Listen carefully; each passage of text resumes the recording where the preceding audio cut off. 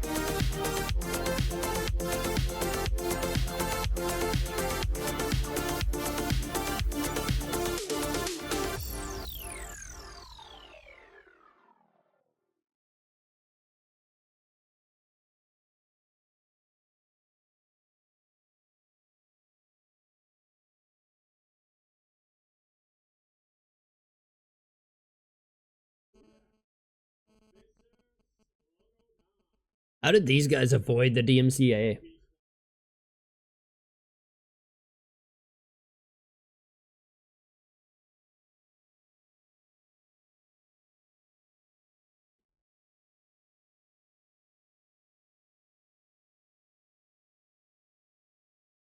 Okay. What? What?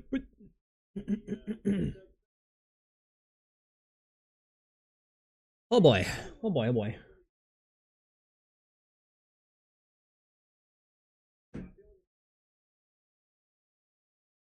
See that kangaroo I put in there? Came solely off of it's one of the mods in John Bams's Mad Pack.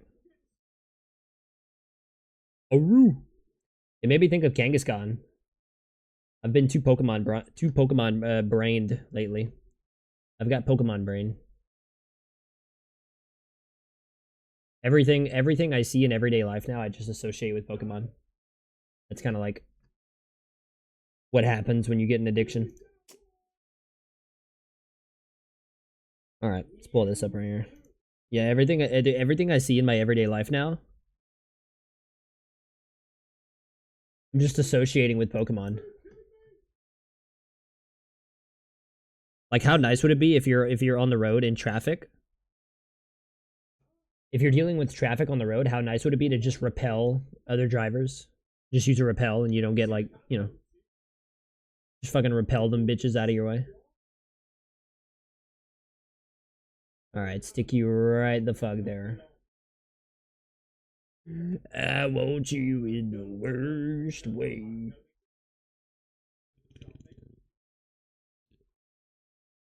Thomas Rhett put out a weird little teaser or a sizzle, I guess. He put out a weird little teaser on his Instagram page, or I guess his socials, of him getting someone's name fake tattooed. It wasn't a real tattoo, but of him getting someone's name. I think it was his wife, but if someone getting He was getting a name tattooed under his eye while singing one of his latest songs, and I think that was supposed to be a hint at a version he might be doing with like one of a handful of artists. I mean, how many artists out there have fucking how many mainstream artists out there have a tattoo under their eye? Who could that be? Post Malone, Jelly Roll. That's all I can fucking think of. Teddy Swims, another one, but he just did a song with Teddy, so like, let's see why it would be him. Anyway, I'll see why the fuck it would be him. You know what I mean? I gotta go use the bathroom, and we'll get to buzzing.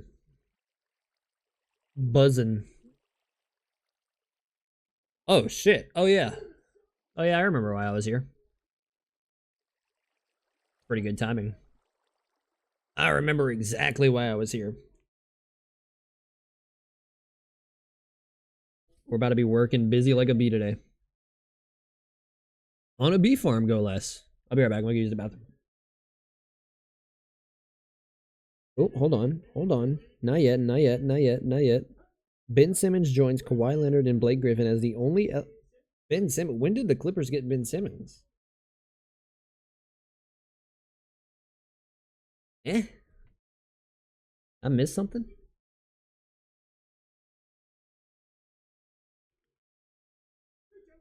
I missed something.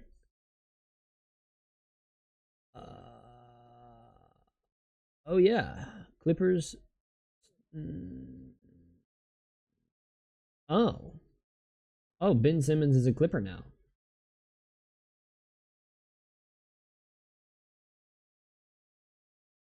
Wow. Anyway, I'll be right back.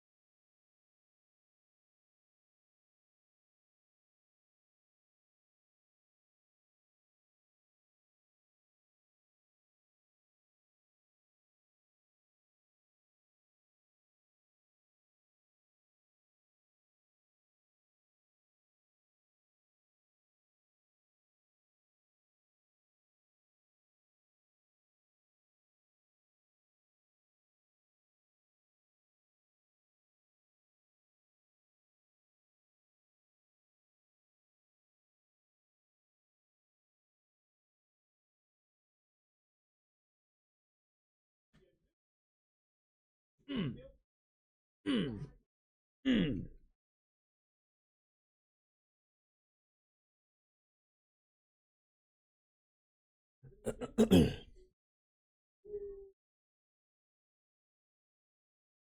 Somebody told me it was sad that my favorite weather is rain, like torrential, cloudy, very cloudy, torrential downpour rain.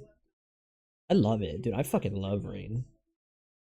I don't see how I don't like obviously if you're fucking outside and getting sopping fucking wet, sure, but like, dude, if you're inside and you just got like torrential downpour going on outside, that is so it's so soothing and calming to listen to it while you're just like doing whatever.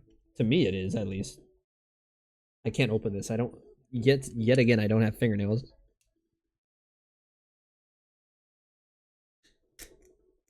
I don't know. I don't think I don't find that sad at all. I love the torrential downpour rain. There we go. I was trying hard as fuck to get that thing open. Dude, I love the torrential downpour rain.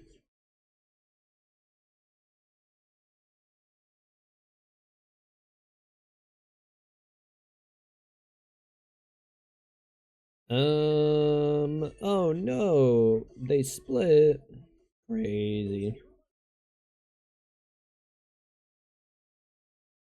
Oh no. Oh no, TikTok returns to the app stores.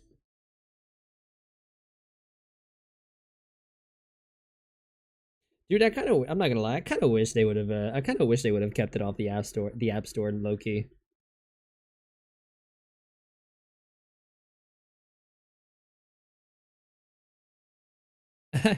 Dude, I kind of wish they would have kept it off the app store.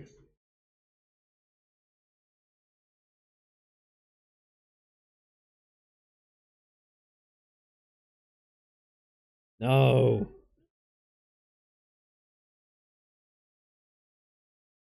That's not what I want. I'm not gonna be able to find what I want, huh? Get me what I want. Oh well. Oh well, man. TikTok's back in the app store.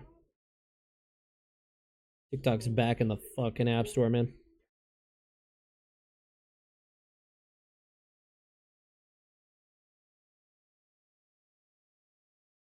Yeah, Selena and Benny joint album. That should be pretty good. That should be pretty decent.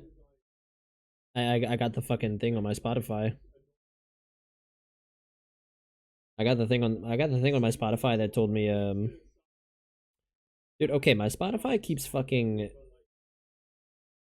like every time I open the app and I go to like change a playlist or change a song or pick a song, it throws this it throws this pop-up in my face because I guess it collects data on artists that I listen to. And so anytime an artist that I listen to regularly or have listened to regularly in the past, anytime one of those artists release a new album or like a new merch line or a new vinyl or whatever, it'll throw up an ad in my face like, hey, this person that you used to listen to regularly just released this. Do you want to stop everything you're doing and go over to their website and buy the vinyl? All of that while I'm just like, brother, I'm just trying to change the fucking playlist I'm listening to.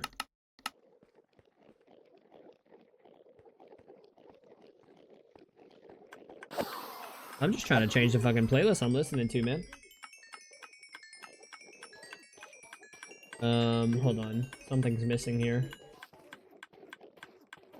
Okay, never mind. I guess not.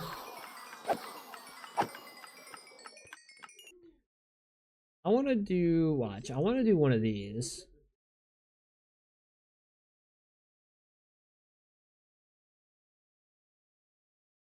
I want to do one of these. Josh Alexander's last match. Secret stream.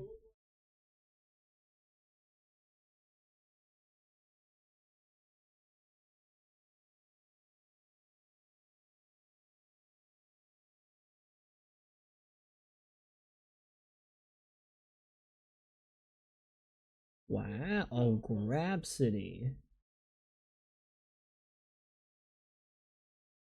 Oh.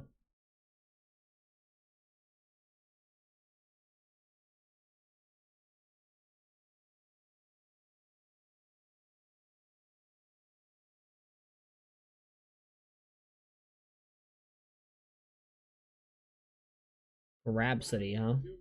I kinda wanna watch, I kinda wanna see Grapsity.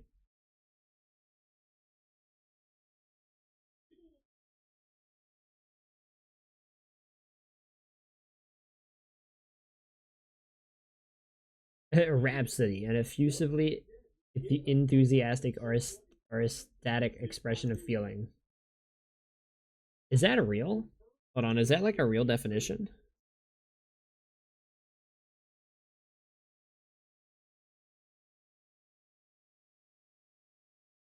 Oh my god, it is. Rhapsody. An effusively enthusiastic or ecstatic expression of feeling. Really? Never knew that.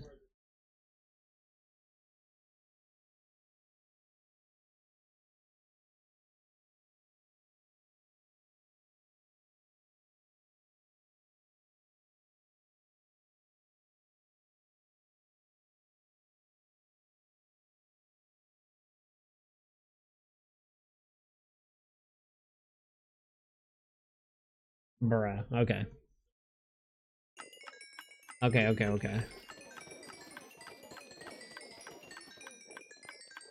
Good. Alright. I think I'm gonna repair the axe too, just cause.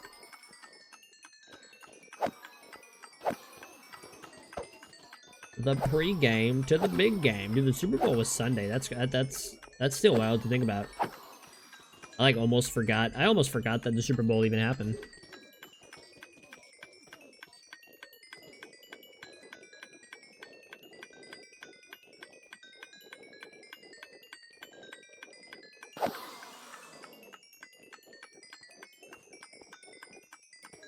Let me lower this a little bit more.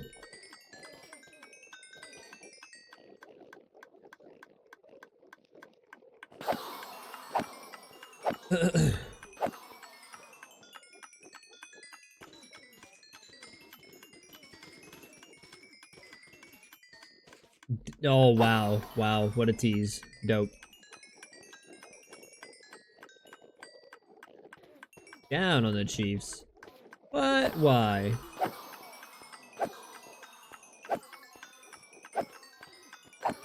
Yeah, the Chiefs. Yeah, the Chiefs got that Roman Reigns run.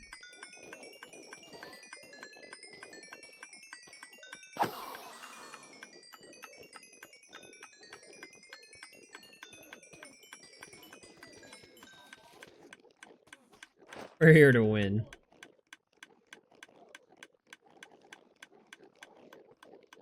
Pretty much. That's pretty much what the Chiefs did. Like, we ain't here for any funny business. We're just gonna go out there and win. Like,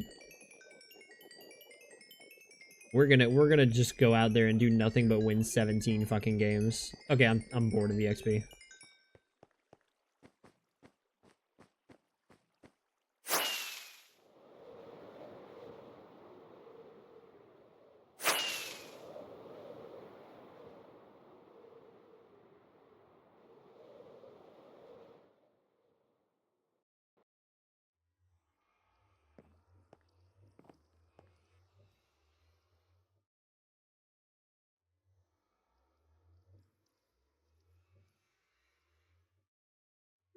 The unofficial mascot of the Philadelphia Eagles.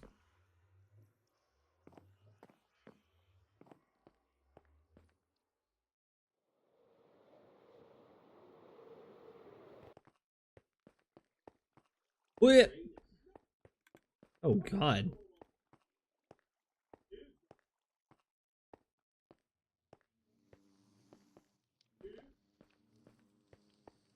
Damn.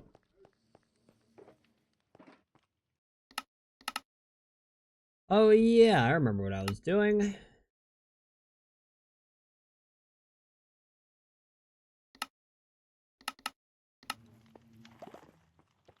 Wait a minute, wait a minute.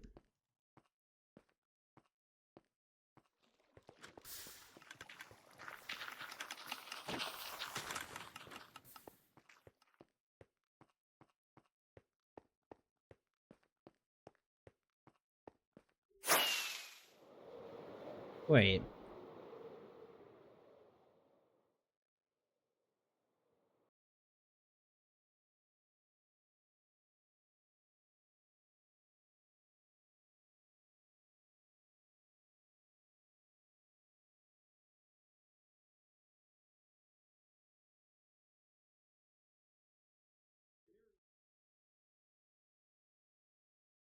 It went off at the Grammys.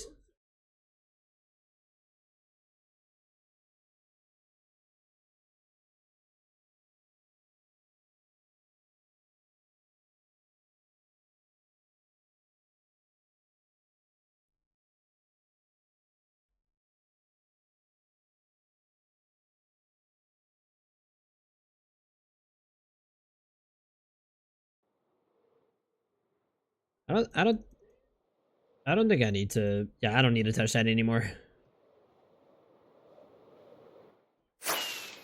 You don't come back from whatever it was.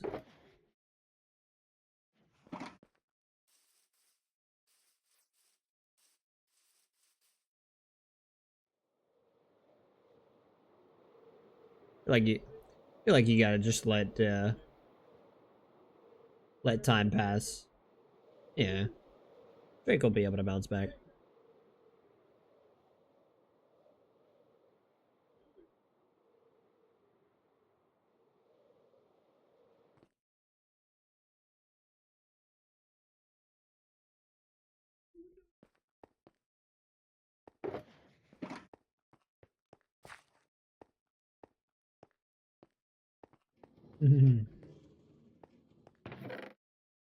Damn.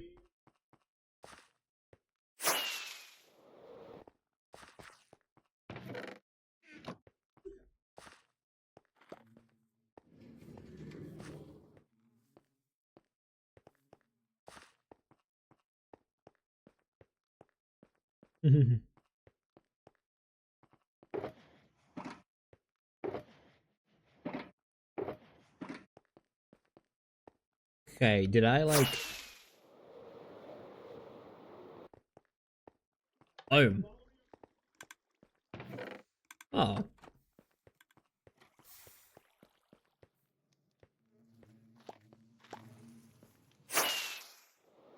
Anyway, I'm kind of bouncing around. I'm trying to like figure out what the hell I'm even doing. Yeah, the modules. Okay, hold on. I need to pull that up. There it is. The fucking modules, man. Hold that up. Ugh. Excuse me. Oh god.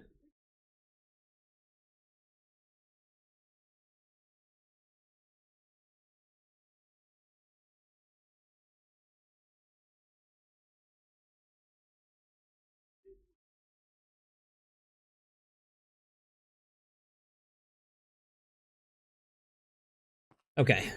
Alright. Focus. Torch, I'll take them. Dispensers, I'll take them. Droppers, I don't think I need them.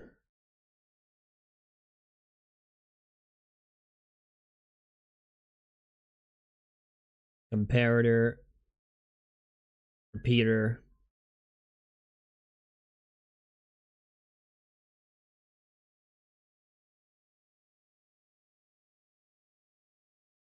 Composter.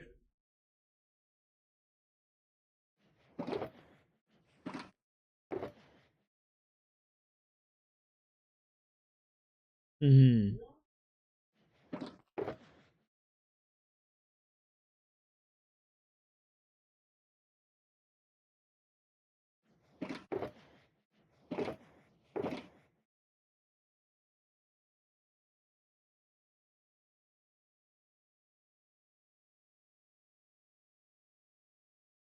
That's it, no?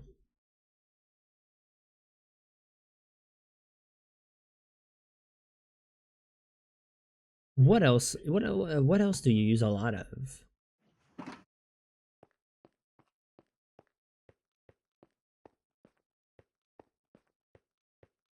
Eh, I'll figure it out as I go.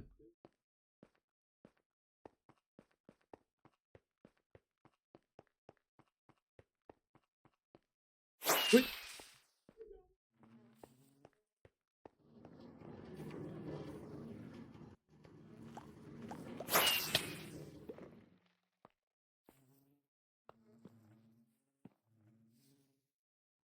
I put in these. Yep. Yep. There we go. That's what I'm looking for. Barn this shit.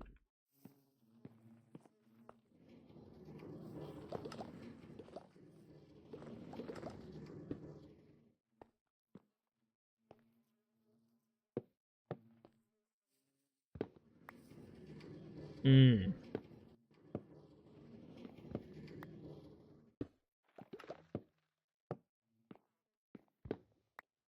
The Carter 6. Is that what Lil Wayne's on right now? The Carter 6?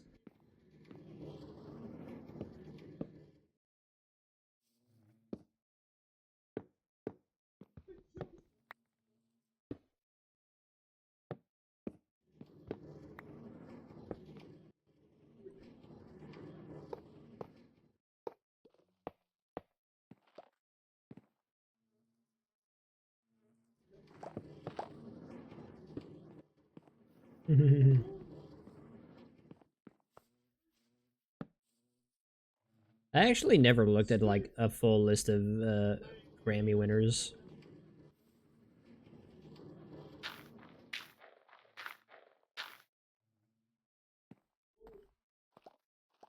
Beyonce got Beyonce, yeah. Yeah, bro. Beyonce getting the Grammy for Best Country Album, and it like pissed off all the country people.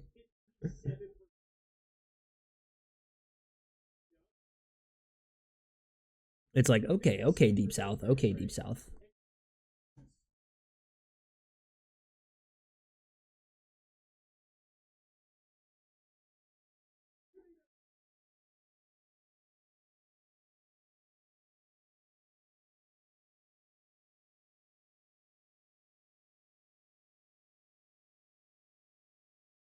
Anyway.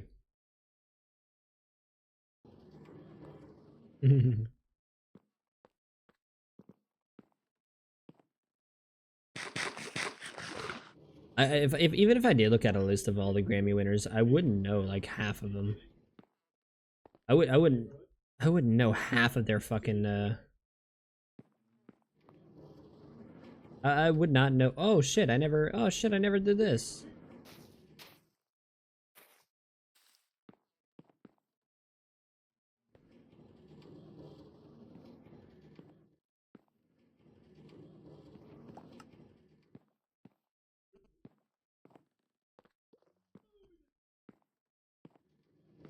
People were not happy about Beyonce winning the country Grammy.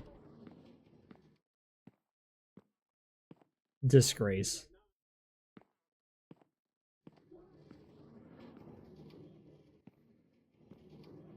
That Shibuzi was awesome.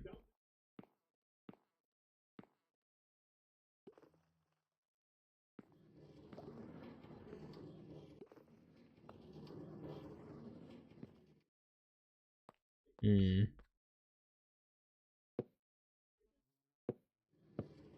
What?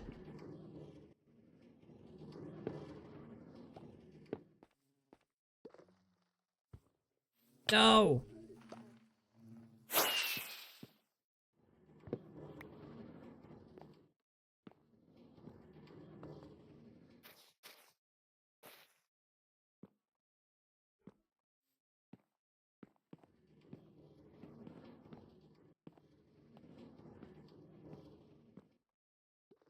Who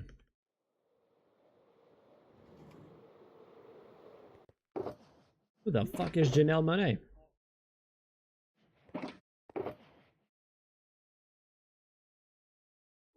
The Nelly rant. There was a Nelly rant at the Grammys, or somewhat related to the Grammys. Fucking Nelly rant.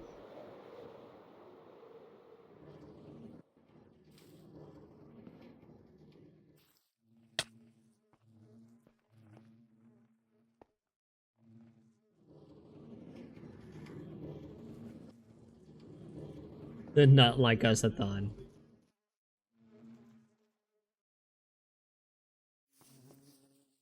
The Not Like Us-a-thon.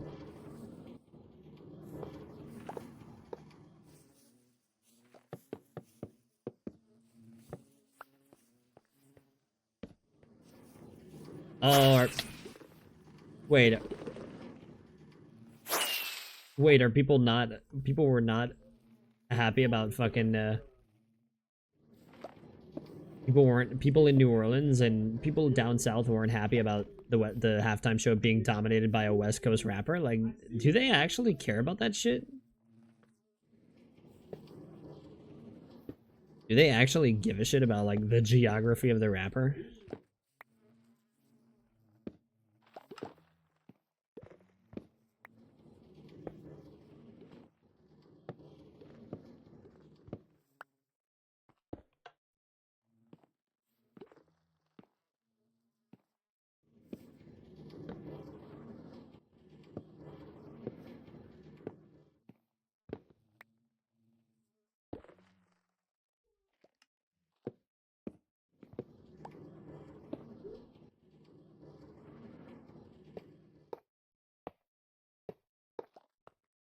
Last year was not a great year for tag team wrestling.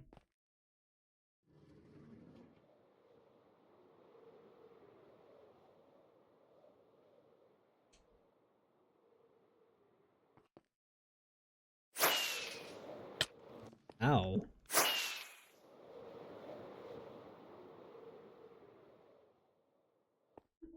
That is quite a description for tag team wrestling. Tag team wrestling in any company is a redheaded stepchild.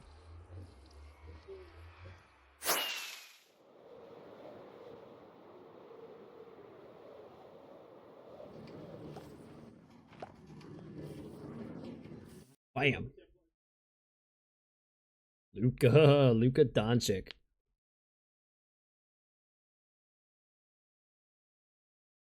Lakers trade their second best player. That's crazy that Anthony Davis was the second best player on the team. And Anthony Davis is fucking good.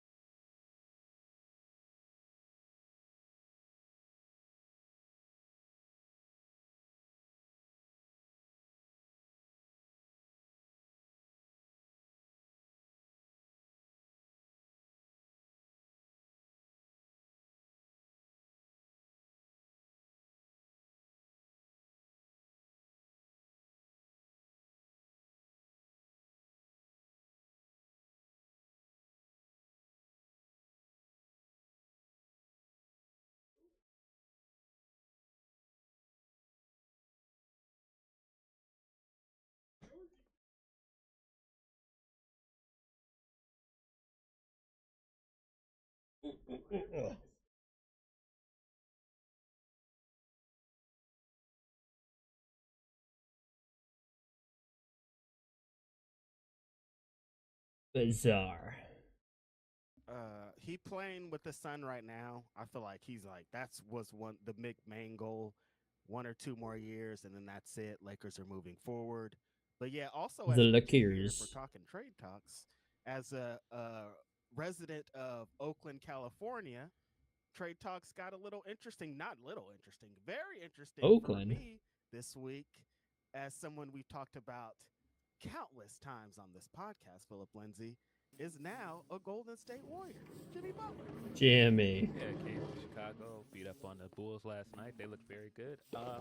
I was stunned at how many people were saying, "Hey, he's going to work out here." I think that was in question because That's what was tripping me out. Why are you guys questioning that? despite all the drama around this, Jimmy is still a good player.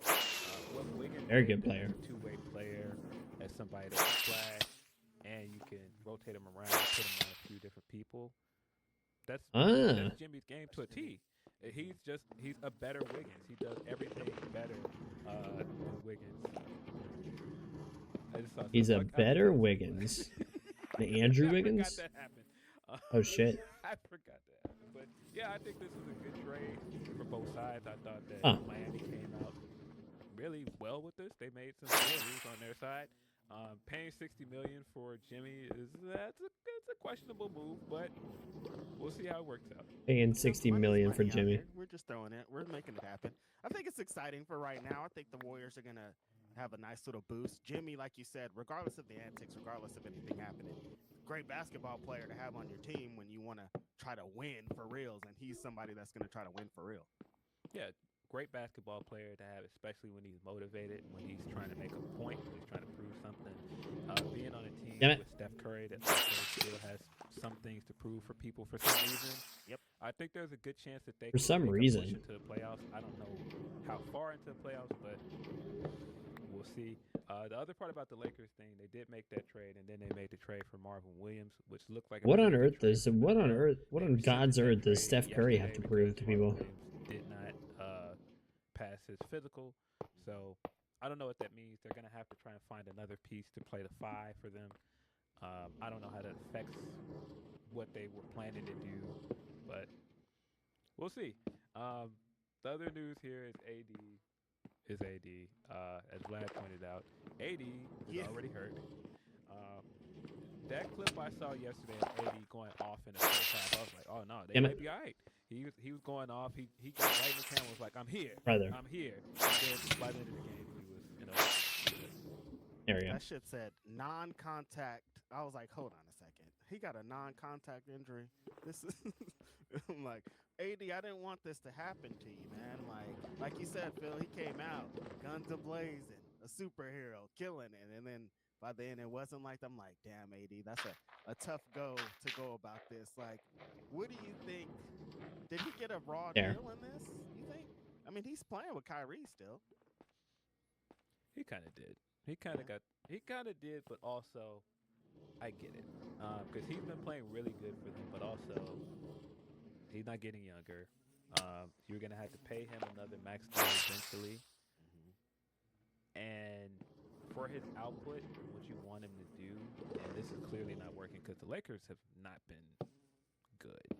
Right. So they had to do something if they want to make a run at a championship again. So I get it, but everything about this is still just very bizarre. How this team came together, him just getting ousted, him not traveling with the team to New York, and just randomly he's gone and he's just walking around like, I'm okay with it, I'm cool with it. And LeBron just like, hey, it's a business. I'm just like, this looks funny. It is a business, but it don't work. The business don't work like that for you, Bron. They would never do that to you. That's for damn sure. Oh, but this looks very funny. Well wishes to AD. Hilarious though. That clip of him. I'm here. Just like going off. Had this crazy stat line in the first half, and then he was gone. Do I need the bottles now? I think so. Yeah. Love to do that. Yeah. AD's kind of. I really liked AD coming into the league, and then I found out he was a Packers fan. I was like, I read somewhere that he was wearing 23 for LeBron and not Jordan. I was like, you're from here. You're from Chicago. I don't give a fuck if that's true. You don't say that. What are you talking about? Even if it's true, you can't say it out loud. What the hell are you talking about? The last straw for me, I saw him say somewhere, and they were talking about coming back to the Midwest to play at one point, and he was saying, "Yeah, I think I would rather play for the Bucks." And I was like, "Yeah, done with this guy. Yeah. You'd rather go and play for Wait. Milwaukee than come back home." Oh, that's the See you wrong later. one. There we go. You enjoy that one. Okay, so there's a little bit of hate down under there. I can see it. I hear it. Nah, Well, I don't. Yeah, certain things that I just what we got? We on? didn't appreciate it. The other big trade here is De'Aaron Fox got traded from Sacramento to San Antonio, putting him with Wemby. I think that's going to be a great duo at some point. I don't know that they make the playoffs this year, but I definitely see them making the playoffs next year. That could be a really fun team to watch at some point. There's a lot of youth on that team. De'Aaron Fox is, man, he's incredible. I don't know how if you're Sacramento, you somehow lose him and Tyrese Halliburton. How many of these you end up getting? But they gained like Zach LaVine. They won the Zach LaVine sweepstakes, so I guess they got something out of this. I don't know. We doing this Huh. Chicago light Sacramento thing. Chicago Light. They're going with. They're like, oh, that this. I was gonna say this worked in Chicago, but that's a question mark for you, Phil. It didn't really work in Chicago. We didn't win anything. Didn't do well in the playoffs. It didn't work well for us. So getting DeRozan and LaVine now, I don't see how that's going to work out for you with Sabonis, and you traded your best player. It kind of feels like you're committing to a rebuild, but we'll see. I was excited at the beginning of the season for Sac getting DeRozan, but it hasn't really panned out. It doesn't really work with what they were doing. They were a running gun team. They were setting a lot to shoot threes. DeRozan's not a 3-point shooter.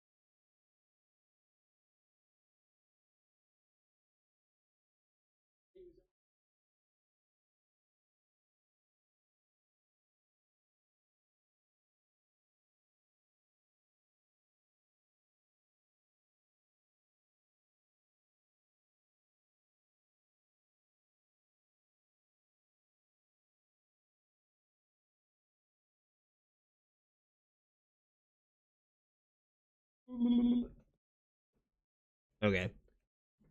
I sincerely apologize, but that was a messy one. That one was a messy one. Did not feel good. Did not feel good coming out. And wasn't fun to clean. You feel? You feel? Not, you know, as athletic. He's not a. You He's not feel? that You kind of feel? guy anymore. Who's He not that still kind of guy flashes in the anymore? half court, but he's not. He's not the guy that's gonna get out and run with them on fast breaks. They needed. They needed somebody that kind of filled that same void that. Okay. Where's my man that played there? I think he's still there. Is Malik Monk still there? Or is he gone? Malik Monk. Yeah. Wait, are these the last two? But yeah, Are these the last two modules? So like 2, 4, 6, 8, 10, 12, 14, He's been incredible 16, this year. 18. Nobody's surprised this guy's going to be the future of this league, and getting a guy in De'Aaron Fox next to him that helps his. Yeah, yeah, okay. I saw a wild clip of These are the last two one. So these are the last two modules. I was like, how do you even? He looks like weird. It's unreal. Yeah, bro. Wembanyama, Snatches the ball out of midair. a standing block. He's like a monster, bro. He's like. He is. He's a monster. He's a real life monster. He is a Victor Wembanyama is a real life monster. Absolutely. Very entertaining trade deadline. Sometimes we get to the trade deadline, and I'm like, oh well, not much happened. Couldn't say that this year. A lot happened. A lot happened. Got moved around. Very curious to see what this is going to be. Move for the Western Conference. Should be an exciting playoffs. But yeah. Other news is Lonzo Ball got a contract. I talked about that yesterday. Shout out to him. I think people were very down on him coming out of injury, but he's played well. So Oops, that's a firework. Actually gave him the contract. And to be fair, the redstone torch and the fireworks do look kind of a tough road that he was fighting to get to this. Yeah, really worked hard to earn it. How about his bro though? Who's a bro? Jello is out here getting a Wayne feature. LiAngelo. Make this song into like a gimmick and meme, but now, man, he's outside, bro. He's getting a Wayne feature on this song. Getting a Wayne, crazy, bro. Yeah, no, people don't understand. Like, it's it's not the prime Wayne, but it's still Wayne, and he still can rap at a very high level. And getting a feature isn't some light thing, so that's crazy. And this is like his. 5th or 6th, not that many songs since he's done in his life, Wait, LiAngelo. Insane. LiAngelo Ball is making music. Lady says, "Hey Drake, to quote Radiohead, you do it to yourself." Yeah, he has done a lot of this to himself. Say Drake. Say Drake. I hear you like him young. Like, come on, drop. Yeah, I guess you was doing all that because you didn't have anything to drop. Turns out he had a lot to drop. He had something to drop, and he ruined your life. 5 Grammys off that one song. 5 Grammy. Damn, Kendrick actually got 5 Grammys off of that. So many things in this battle we've seen, like I said, we've never seen before. And like rappers winning, there's like history behind Grammys. We all know the history of Will Smith and Jazzy Jeff boycotting the first rap Grammy that they won because got it. They didn't want to present the award on TV. Going from that to the biggest song in the world for the year was a diss song, and this song getting a bunch of Grammys. Record of the year is like, what happened? That's crazy. Not like getting. I mean, look, I don't get it. Look, I'll never understand the rap beef world, but the fact that the biggest song of the year was a diss track, and it took home 5 Grammys, is kind of fucking insane. Suing to stop that song. Wow. On that topic, Leron Ford says Kendrick winning 5 Grammys is great, but him winning 2 of the big 4 Grammys for Record of the Year and Song of the Year is huge. Congrats. Record of the Year and Song of the Year. Unbelievable. Like you said, if it was just hip hop, it'd be a big deal. But for it to be Record and Song of the Year for a diss song that Record has, and Song of the Year about some crazy stuff in it, unbelievable, amazing.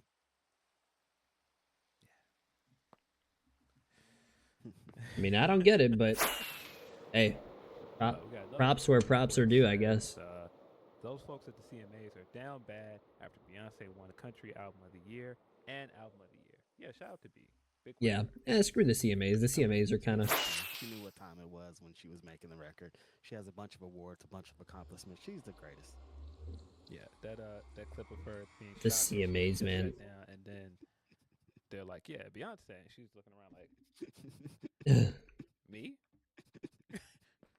Hove's in the back making that face like that one video where he sees Kelly Rowland surprisingly, and he's like, "I love that video." That video of him seeing Kelly Rowland is hilarious. No, but then he man, just seeing where Hove is in his life is just so funny, man. He goes and he comes around and he like whispers in her ear and I guess like says congratulations, but also like tells her like her underwire is showing and she adjusts. Underwire. Really a dad and a husband. It's just wild to see. Just seeing him sitting back there, I'm like, many people in the world consider this guy to be number one in the genre I love. Like I love The poor CMAs, man. The poor CMAs. This guy is the best to ever do it, and he's just sitting back, being a dad, being a supportive husband. Not being it is actually kind of crazy that Beyonce wasn't even like recognized at everything we know about Hove. I mean, the CMA Awards, but yet the songs he's made, girls, but yet they did claimed him. They did acknowledge Post Malone, and he's got like a teenage daughter and a wife. Right, like they acknowledged they had no problem acknowledging Post Malone at the CMA Awards. Same thing with Teddy Swims. They had no issue acknowledging Teddy Swims or Post Malone, but Beyonce, no, they don't acknowledge Beyonce at all. On Wednesday was fun. Denise broke Twitter with the Tony Storm pick. Lastly, Jimmy is finally gone. Play my theme music. AEW Dynamite opening. Your loss is my gain. One man's trash is another man's treasure, as they say. Very excited, very happy about this. And it's going to be an interesting next couple of months. Yeah, two players I clearly really like is Steph Curry and Jimmy Butler. I want those guys to succeed. I really want Jimmy to win. I've been saying that for years. I really want the guy to win championship. It'd be very fitting if he did it here. Very I guess Jimmy Butler does kind of deserve a title. Jimmy Butler's like, especially Miami, man. Jimmy Butler has given his ass off. Jimmy Butler winning a championship. And Steph Curry winning 5 championships. Why does 5 matter though? Like why does he why does he care so much about 5? Don't let this guy win 5 championships. Oh my God, I'm gonna be with the Jimmy, worst. The worst. 5 oh, if he wins more than LeBron. It's supposed to be that guy there.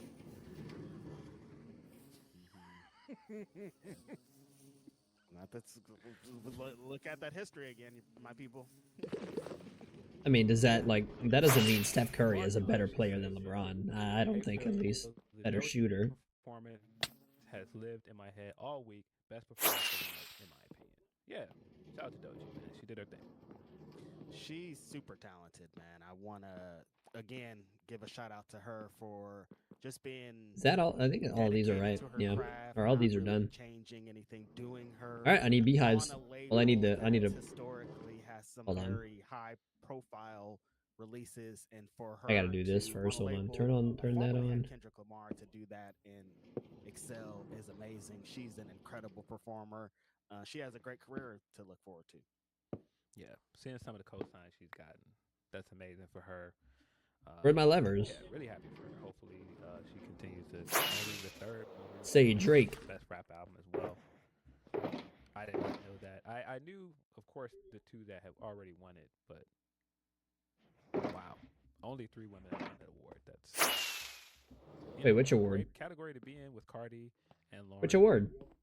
I saw a lot of people saying that they were surprised that Nicki had not won, but some of those albums that Nicki was up against, I'm not that shocked. Yeah, there's some tough years that Nicki existed in when she was on top as the biggest female artist in hip hop, and she was up against Kendrick and Cole and Drake and Kanye. Like Kanye was destroying people for years. that 1 year she was up against Kanye and Watch the Throne, there was no way she was winning. Nobody was. What the fuck? God damn it. Brian Anthony Rivers, he says, laugh my fucking ass off at the NFL catching feelings over NBA still in their spotlight. Hey, man. There we go. It's a basketball household over here, so. For real, straight up. I'm like, what? There was a game. There's a big football game. I'm trying to watch some more basketball. But yeah, they definitely outshined what should have been all Super Bowl talk this last 2 weeks. I think it's an amazing thing to see. It's double over here too, because the All-Star game's happening next week in the Bay. So like, we're all just like, basketball's happening, you guys. Basketball's happening. From Haywood's over there, he says, House of Glory next show is going to be very interesting from a commentary side. Yeah, I keep forgetting he's on commentary.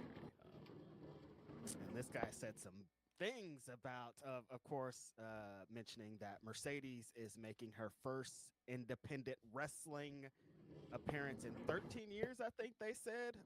13 years. Wrestling. They didn't announce if she's going to be wrestling or what's going to be going on. I would assume she's going to wrestle. I would hope so. This is very fitting, though, because her OG is, of course, one of the owners of House of Glory Wrestling, the Amazing Red. I skeeted. I love it. I skeeted that I want them to just do Amazing Red versus her. Like, that's my dream. I don't know what they're going to go with, but fuck it. I'm sure she wanted to do that match for a long time. Yeah. All right, now I'll put the lever on. From Meet Normus, he says, did Reg move in with Kate? They need a VPN then. No. I was just on location, but I'm back at home. You see my homie Big E right here. Big E. Oh, yeah, look, Big E. Back here, so you know where I'm at. Shout out to homie Big E. And then our last one from yesterday. Says, lack of storytelling was very apparent on the women's side. That piece is what made the men's rumble so intriguing. Yeah, I agree with that. I think that this was potentially my least favorite of the women's rumble since they started doing them. Mm-hmm. But yeah, you guys have heard me on multiple things talked about the rumble at this point. I don't really need to go into a full Royal Rumble review. I did the post show here. I talked about the women's rumble. Stack of bots. Shout out to him. Shout out to Stack of bots. Very, very funny. Okay. I do kind of want to check these, just out of curiosity. I haven't talked any about the Okay. Royal Rumble. Yeah, the droppers are fine, I guess. With the shocking revelation, my people. Everybody ready? Uh-oh. Oh, no. I liked Jey Uso winning the Royal Rumble. Who didn't, dude? Who didn't like Jey Uso win the Royal Rumble? Oh my God! People need a. Throwing books, being angry, slandering Jey Uso. Who cares? Who cares, dude? Jey winning was fucking phenomenal, man. I'll say the only other one I would have liked is CM Punk, and that's because he's never won a Royal Rumble. Everybody else has been like, I wish this person would have won a Royal Rumble. That's already won a Royal Rumble. I wish John Cena would have won a Royal Rumble. Who's already won a Royal Rumble? Yep. Like, all these people have already won. Yeah, they've already won Royal Rumbles. Who cares about for so many years? A new WWE dude? just turned it into an accolade. It wasn't to get the guy over. It wasn't to get the woman over. It was just like, here's an accolade so you can say that you won this. It's not like to further the story. I feel like this is finally. Yes, dude. Yes, man. Yes. Maybe Jey Uso specifically as a wrestler is not what I like about it. I just like what it represents and what he represents. Okay, well, it's about to be nighttime anyway, so. A new person, yes. Nobody was expecting. Kind of what the Royal Rumble used to represent. Like, yes. Thank you, man. You know, the journey into WrestleMania is going to be a big deal. People are going to be insanely over and into him. Yes, by dude. the time he gets to Royal Rumble. Yes. I do understand people's reservations. The matches that he's had with Gunther haven't been the best. He has one of the worst spears in wrestling. Like, there's a lot of things. I think back to that match with Jimmy at WrestleMania. I'm like, if he's given the ball, I don't know what's going to happen, what's it going to lead to. Look, but I do like. I'm kind of glad Jay and Jimmy had such a bad match last year. You know how much pressure is gonna be on Jay to not repeat that. Like, their match is going to be phenomenal. I promise you, Jay, and especially Gunther, if he's working with Gunther, Gunther and Jay will not allow themselves, or especially Jay, like most importantly, Jay Uso is not going to allow himself to have back-to-back bad matches. Like, it's Jay Uso is just given was just given a world of momentum. Jay Uso, I mean, nobody, I mean, most people don't know Jay on a personal level, but like, Jay is not going to allow himself to have two stinkers, 2 WrestleManias in a row. Especially when he's now since he's working with Gunther, who's one of the best, dude. Jay and Gunther are going to put on such a fucking fight. That's what it's gonna be. It's not really gonna be so much a wrestling match because Gunther's a phenomenal wrestler, but Jay, Jay's not the best. Jay's not a 5-star wrestler, right? He's not a 5-star match type of guy. They are gonna put on such a fucking fight. I'm reserving my stance on Jay and Gunther. I think it's gonna be a fucking barn burner. It's not gonna be a 5-star match like you see in New Japan or fucking AEW. It's not gonna be Will Ospreay versus. It's not gonna be Will Ospreay versus Bryan Danielson. No, it's gonna be. It's gonna be just a very physical, walloping match. I feel like.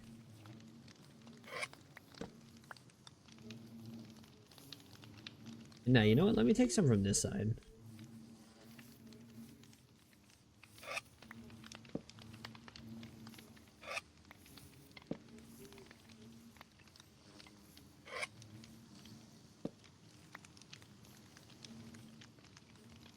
Oh my god, the bees are so in the fucking way.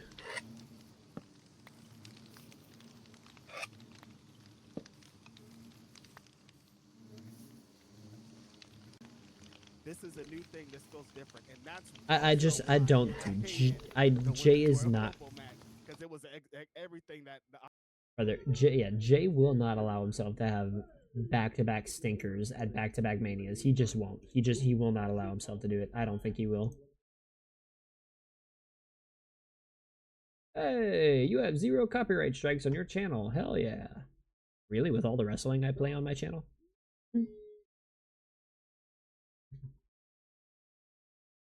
Also, what is his new layout? What the fuck did they do with the video producer?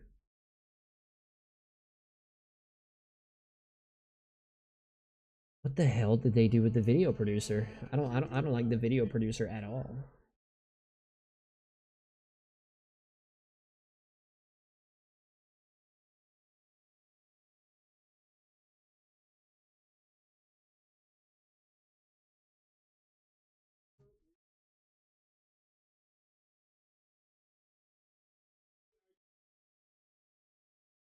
Okay, well, give me the 10th.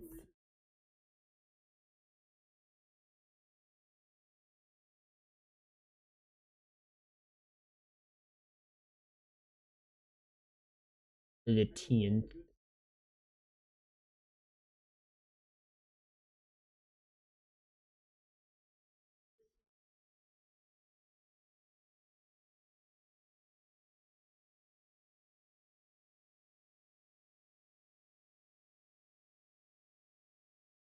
Hold.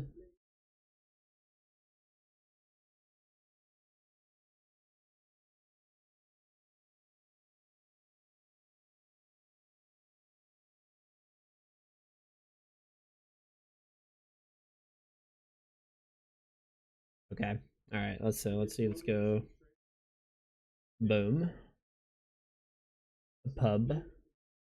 Publish. Yeah, why did they do this with the video producer thing? They moved the fucking copyright thing to the fucking top. So it's not very vertical monitor friendly. opposite of what I'm saying here. They're like, we need an accolade for Charlotte. Awful. Give her thing. It's not really representing anything. It's just another thing to add to Charlotte's resume. But as the men's thing, I really did like the Jey Uso thing. Yeah. No, Jey Uso I winning was can't say that I phenomenal. was that excited with the outcome for a few reasons, but for all the reasons you're saying, I understood it, and I think like if you're coming out of what the bloodline has been for this company for the past 4 or 5 years, at one point Jay was the main character of this, and so to come out of this and as a byproduct of what this has done for his career, this has made him into a bigger star, objectively a bigger star, objectively one of the most over guys in the company, and when you look at that reasoning, I get it. And if you're gonna go into the Rumble and say the winner should be one of the most popular babyface in the company or um, one of the most effective heels in the company, I get it. And when you see the reaction to him after he won, just how loud that crowd got, him standing out there Yeah, in the sun, dude. and how cool all of that stuff was. What a The great moment for crowd, him. the crowd Love was to see that for so him. loud for him winning. Boy had to let us know You know what I that was laughing at? that he was a part of that, of course. Send him out. Record me saying to send him out.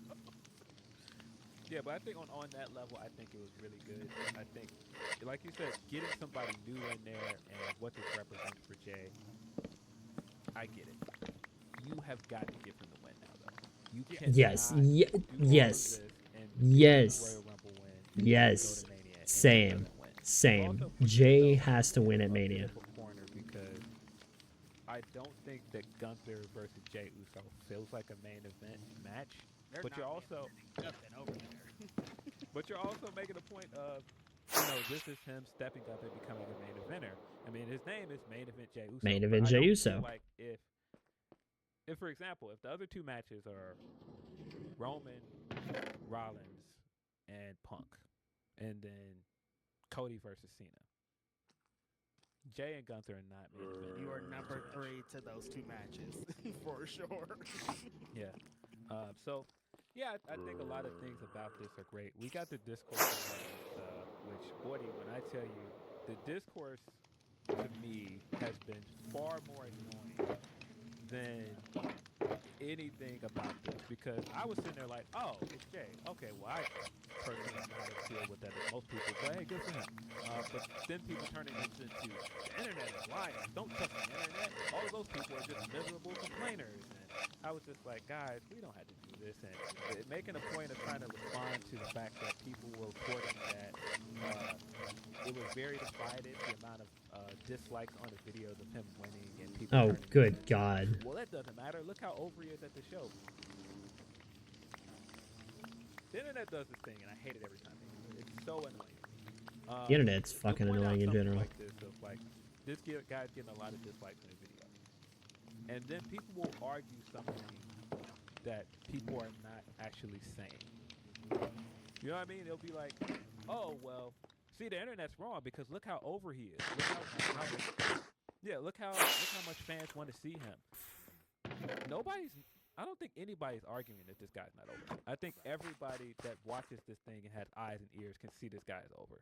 But when you come out of what I thought was a pretty underwhelming match with Gunther at Saturday Night Main Event a week before this, I can see why people are like Jay. And then also, like you said, the WrestleMania match, some of the other stuff coming out of WrestleMania where they've given him title shots. He had the match with Damian Priest. He's had big matches with other people. Yeah. And none of those matches outside of maybe the match with Seth Rollins and Roman really blew me away.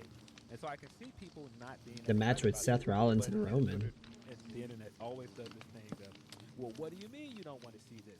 Well, you're out of touch because look how much everybody else wants to see this. It's like, are you really listening to what people are saying? People that are like, I'm not as interested in this, or I don't want to see this, are not also arguing that he doesn't deserve this or that he's not over. Now, there may be people on the internet that are going overboard and doing things like saying he's just an entrance or just a catchphrase. And of course, those people are wrong. But again, the internet always does this thing where they'll take like a microcosm of what's being said and they'll argue to that point, and not the people that have a valid reason for not caring about this. Forget your valid reason. That was the most valid reason to me. We just saw this match. Yeah. Like a week ago on Saturday Night Main Event. Yeah. It didn't set the world on fire. That match wasn't over, and people were like, "Damn, need to see this again." It was like, okay, like that was a match for what's next for these two guys is what happened after it. And so they were trying to storytell and lead it to this is going to lead to Jey Uso getting the big thing. But I did understand people's reservation out for that of like, well, I've been pretty underwhelmed by most things that he's done as a single star. So why is he in this position? I'm thinking more like people, they're getting too deep with it. I'm like, you guys know you're watching WWE, and they're like, oh, it doesn't blah, blah, blah. I'm like, all the things you're saying they don't matter for WWE superstars, dude. What the fuck are you talking about? Yes, that's what I'm saying. The discourse around it, I thought, got worse and worse throughout the week. We initially got the whole, well, guys, the internet doesn't matter. Why do they keep saying that? You sure? You sure the internet doesn't matter? When they had I Show Speed in this Rumble, a guy that is famous from the internet, and then they went on to tout his 300 million views from the internet. You sure the internet doesn't matter? Kai Cenat there, all these people there from the internet, they're taking things from the internet, like reaction videos, and they're using it as a part of their promotion, put it on their TV show. But you sure the internet don't matter now? Michael Cole's referencing the internet on Raw every fucking Monday. Like I don't know why people say that. We all know the credit boy himself, Triple H, is watching and listening. The credit boy telling you that he's watching and listening. So what do you like? Why does it only half of the time? Like, oh no, not for this. Oh yeah, the like, hives. What do you mean not for this? I think he's watching everything, right? The internet matters when we want it to matter. Right. When we want it to matter. Whatever, a top 10, top 15 YouTube account in terms of the amount of followers that they have, like in the millions. And now it's just like all these people that dislike that, they're wrong. Or you just disagree with them. It's fine. It's been so funny, them being divided. I'm like, wait, you guys are all supposed to be the same thing. Like, I thought this was... Yeah, them jumping on the one fact of, because like exactly like the Death Riders thing of like, I don't know, the internet and blah, blah, blah, blah. What about the ratings though? They go up and the fans, I'm like, but that's not really, it's not what I'm saying though. Like, of course they're going to cheer fucking Adam Copeland and Moxley. Of course, Jey Uso is so over, dude. That's like separate from the point. Yeah, separate from the fucking point. That was like, I didn't really like this. They're all saying, but Jey Uso is so over. That's the thing. And we all know that. That's why I'm like, nobody is arguing that the guy is not popular or that he may not deserve this. And even the people that are arguing that he doesn't deserve it, so what? I think literally they could have avoided. I think they could have avoided all this discourse if they didn't just have the match with Gunther. And I really hope that match at Saturday night's main event, I really hope that match against Gunther was not just to throw a decoy, as in like, you know, oh, he just had this match, so let's get the fan. Or I really hope his match with Gunther at Saturday night's main event wasn't just a decoy, like, hey, let's give him this title match so nobody expects him to win the Rumble. Like, I really hope that wasn't what that was. I really, really, really hope that wasn't what that was. Let me get the minecart. Yeah, this module's done. I can move on to the next one. Before I move on to the next one, though, I'm gonna go fucking top off my fireworks.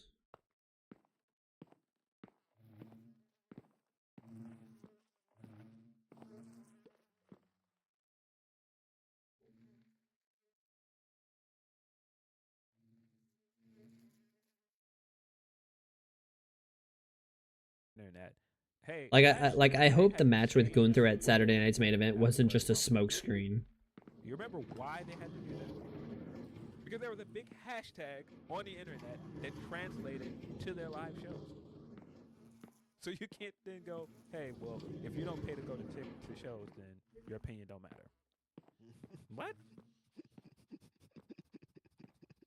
So why do they keep touting all their millions of followers on all these social media platforms? None of this matters. They'd be like, we don't care about YouTube, we don't care about Twitter, we don't care about Instagram, we don't care about those numbers. If this let's get the beehives up and going. The other thing, don't watch Speed on the show of social media because you guys don't matter.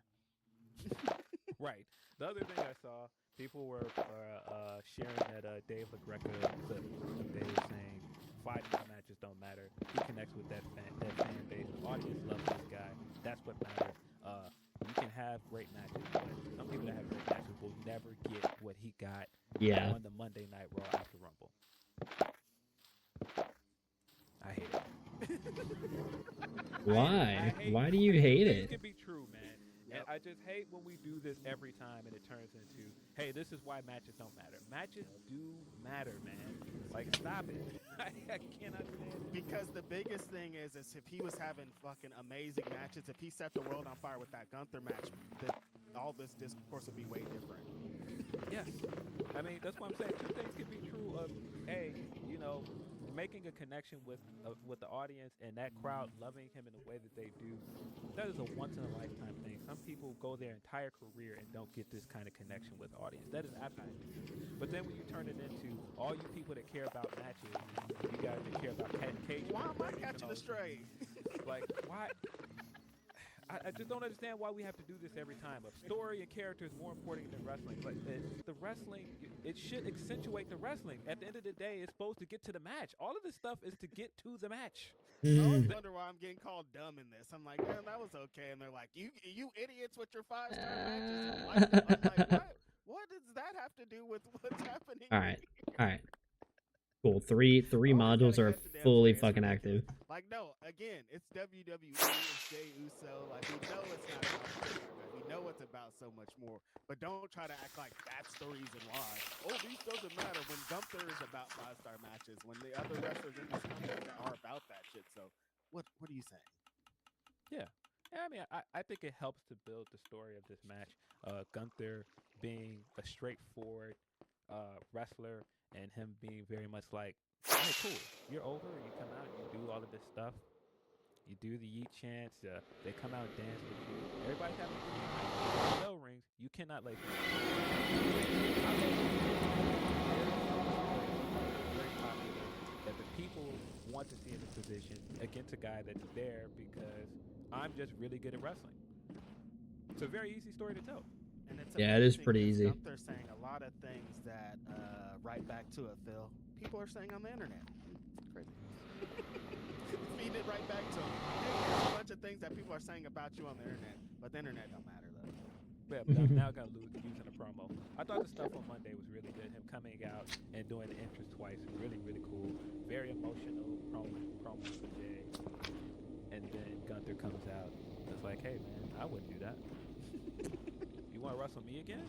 You saw how this went. I dragged you. And he did this. He's been doing this a few times. His promos now, where he kind of breaks the fourth wall a little bit, and he said, "Yeah, we're supposed to do this thing in wrestling where I come out here and I make my opponent look better because I'm supposed to make it seem like I'm inferior." I refuse to do that this time. I refuse to act like you are a threat to me. You are not a threat to me.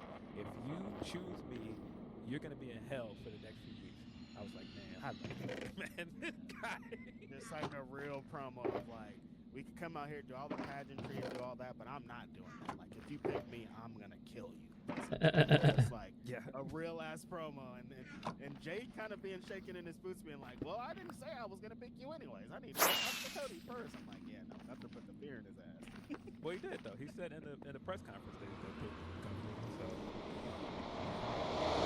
it feels like a formality at this point. The story is him versus Gunther. I get that there's a bit of a story to him versus Cody as well.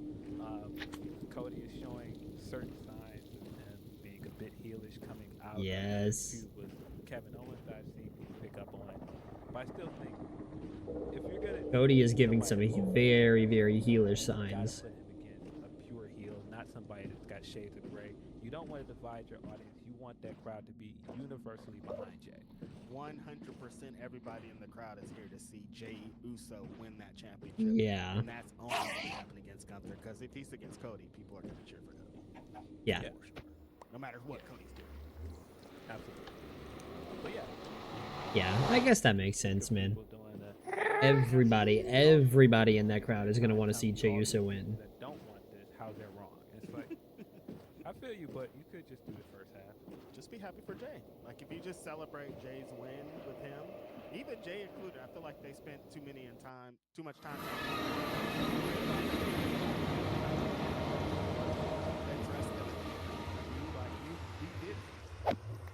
There we go. What are you? Had the Wayne entrance. We don't have to talk about the quality of the Wayne entrance or the Quality of the Wayne But entrance. all of of the moments he's had so far. The Travis thing on Netflix, coming out with Quavo, and just everything about this being on my man. Oops. Three very popular, three of the biggest rappers in the world. You just named Phil. With Jay Uso. Jay Uso. Yeah, being on with Shannon Sharp. Shannon Sharp, yeah, he was on Shannon Sharp. He was on Cormier's podcast. He was on Jeff Teague's podcast as well. He's been outside. Jeff Teague. Damn, he was on Jeff Teague's podcast. Oh, because I saw Jeff Teague in the crowd at Royal Rumble. Yeah, Jeff Teague, if you guys don't know, is a wrestling fan. Really? Basketball player. Jeff Teague is a wrestling fan. Atlanta Hawk. But yeah, he did his podcast. There was a minute where every time I got on the internet, I saw him in a thumbnail next to somebody. I was like, he's doing the media rounds. He's outside. He's doing the media rounds. I was about to make a very offensive joke. I'm gonna keep it. Yeah, on the other side, the women's side, very unpopular outcome as well. In the women's, yeah, kind of unpopular. I figured Charlotte was gonna win. It's not a shock that Charlotte won. I don't know why anybody's upset about that one. This was a choice, and I think at certain points in the match, you could see what was gonna happen. It became predictable. The structure of this match, Phil, and compared to the men's match, was awful. So bad. Yes, and I think it's because we talked about it a bit in our group chat of how sometimes they book too much for the accolades, and so you do things like put Roxanne in, and it's very clear that they were trying to set her up as the Iron Woman for this movie. Yeah, and great for her. I think that's a good moment for her. It shows that they're invested in her. But then you had that big mass elimination, and it felt like they only did that so that Nia could have the moment of getting the most eliminations in the match, and to make Nia again look like this unstoppable force. She does the thing every year where everybody's trying to jump her at the same time, and then she just like bats everybody away. Yeah, and it just feels very foreign. They do the same thing. Yeah. Nah. If you do the Iron Woman thing every year, it doesn't hit the same. If there's somebody that goes an hour every time, it doesn't have the same. It used to be like they'd be like this one guy went for an hour 20 years ago. Now it's like every year they're like, last year this person went an hour. This year they went an hour too. It doesn't hit the same. Yeah, they're doing an hour like every year. Before you're immediately having somebody overdo it or outdo it. Sorry, but yeah. I didn't think that elimination looked good. And then the worst thing about it is you had so many interesting competitors on that apron that got pushed out at the same time. So when you got to the final four, it didn't have the same intensity as the men's rumble, because I thought that's when the men's rumble got very good. Yeah. When it got to the final six, all of these guys in the ring, it was a very star-studded final four, final six. And you had the interactions with those guys. And it felt like it could go either way. I mean, just think about how the men's rumble went and how good the stuff with Cena and Jey Uso was, because you legitimately didn't know where this could go. Right, and you didn't know. Missed the chance to have this in the women's rumble because you took Bianca out, you took Io out. And so that mass elimination was so bad. That was such a bad decision, that mass elimination. Charlotte's going to win. It was obvious. Because it was like nobody wants Nia. Very obvious. No, she's not going to. That eliminates her. They're not going to give Roxanne the win over Charlotte. It's like the elimination game. Oh, well, that ends up with Charlotte. When Charlotte came in, I was like, oh, Charlotte's winning this. And then when Becky didn't come in, I was like, oh, Charlotte's definitely winning this. And that was just so many signs with everything surrounding it. That I was a lot of signs. A lot of signs. Did that essentially they booked the match for Nia to get the big Diesel, come down, throw a bunch of people out, but then it was like there was moments where there was too many women in the ring and they just weren't doing anything because they're waiting around for Nia to come, and so they kept structuring it like that. Nobody really had any space to do anything good. Again, there's too many women in the match, so they couldn't really build anything. They had a couple of those stare down moments, but like nothing that really stuck.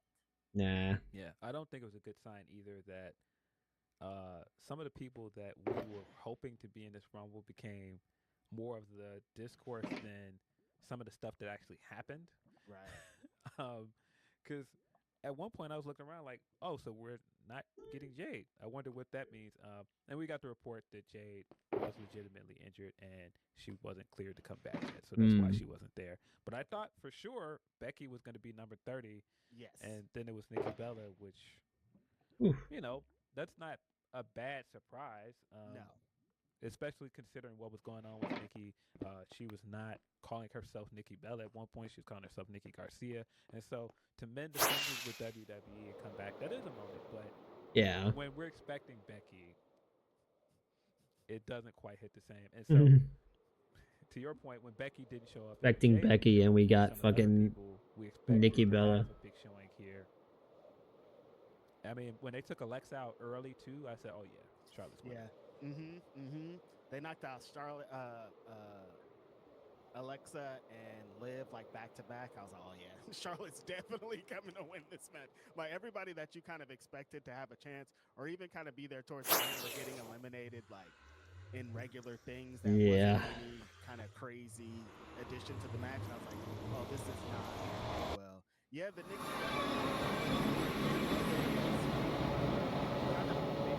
About 10 years ago, Bryan Danielson, and then it was Rey Mysterio. It wasn't that bad because they didn't boo Nikki Bella, but it definitely was like in the air of we were all expecting Becky, and it felt like, oh, I like this, but I wanted it to be Becky. And so, again, when Nikki comes out, it's like, well, I know Nikki Bella's not going to win this, so what is this?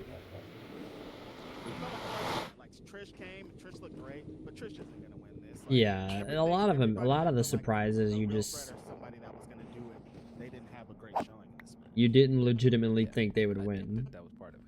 Alexa did have a monstrous problem. Wow.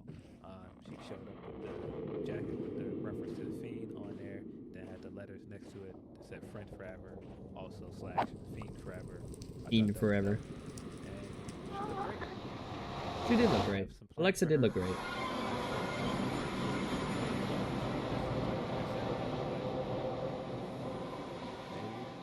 Trying to do the mirror match? I don't think so. The mirror match.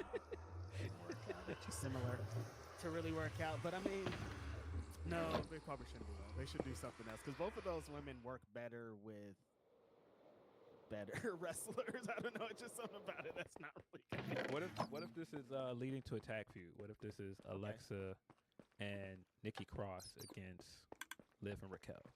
I like that. I like that better. That feels better. Because I feel like a singles Alexa and Liv match is not gonna really do it. But that's just me. I don't know. They had some big of those moments though. Like it did feel like the entrance music thing took away. Like the crowd was like, we don't. Who is this? Like they had to be out. The wrestler had to be out. Finn was like the biggest one for me. Oh God, like, Finn was this new thing, and then he comes out and people are just like, bro, nobody knew Finn's music. What's happening here? And it made me sad. Yeah, I don't know. Nobody knew Finn's music. Choices were made. I think that's been an issue with the Rumble for the past 3 or 4 years. The music, people are not recognizing the music, and so they don't get the pop that they probably could have. Because I mean, when you look at certain people that came in, you know Trish music immediately. I think that's also the thing that helped with Charlotte. Charlotte came down and she was like, no, you're going to get this pay-per-view quality entrance. You're going to get all of my pyro. I'm going to walk down. I'm going to walk down with the robe. I'm going to slew foot this thing. I'm not running. I'm going to do my spin a couple times. Like, this is Charlotte. Like, get my low camera angles. Like, we about to do this. I'm back. And I'm about to win. And I'm going to win. What? Charlotte's post-Rumble promos have been so Charlotte. She's just like, I knew you guys were going to boo me, but can you also please stop booing me because I'm trying to have a special moment here. But I knew you were going to boo me, though, and I like these boos. I don't know if you really like these boos, Charlotte. So she did 2 things here. I definitely feel like they're setting up the Becky feud. There's several things she did that lead me to that conclusion. When she did that vignette and she said, I don't have to call myself the GOAT. Everybody knows I'm the GOAT. Which I was like, what are you talking about?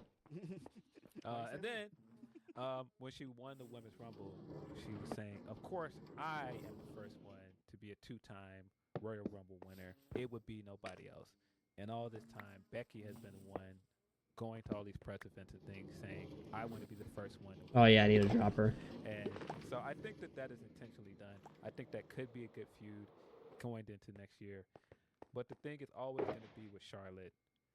When she comes back, it always feels predictable. They're going One to put target her block. right in the title picture. There is no journey. There's no Oh, story. It's no just journey, here's just Charlotte. right into the title Put her in the picture. title picture.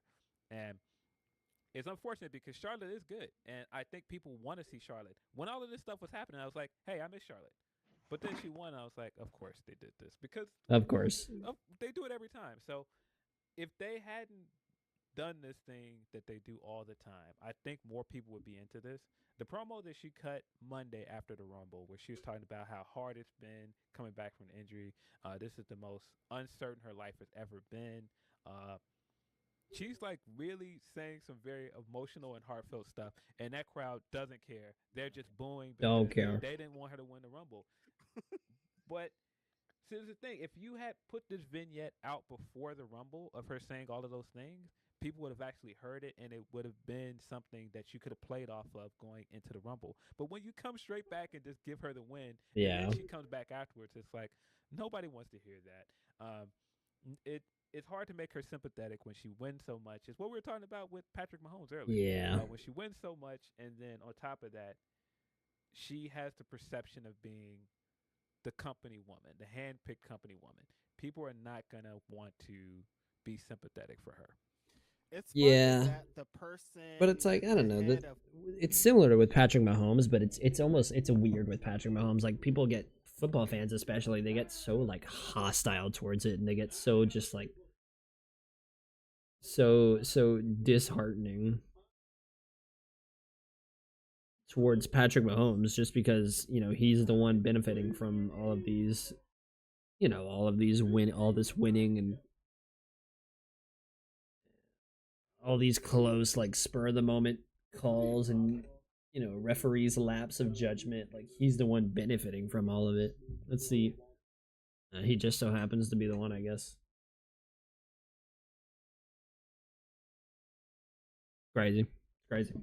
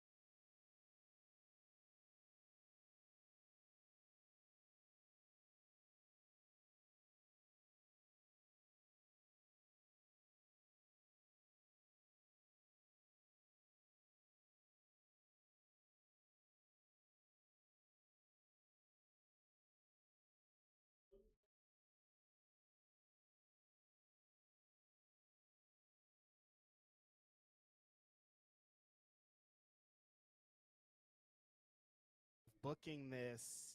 He's Boy, man. been in Boy, this situation, John. Ooh, and they John turned him Bams around into has one some. of his Whew, best moments.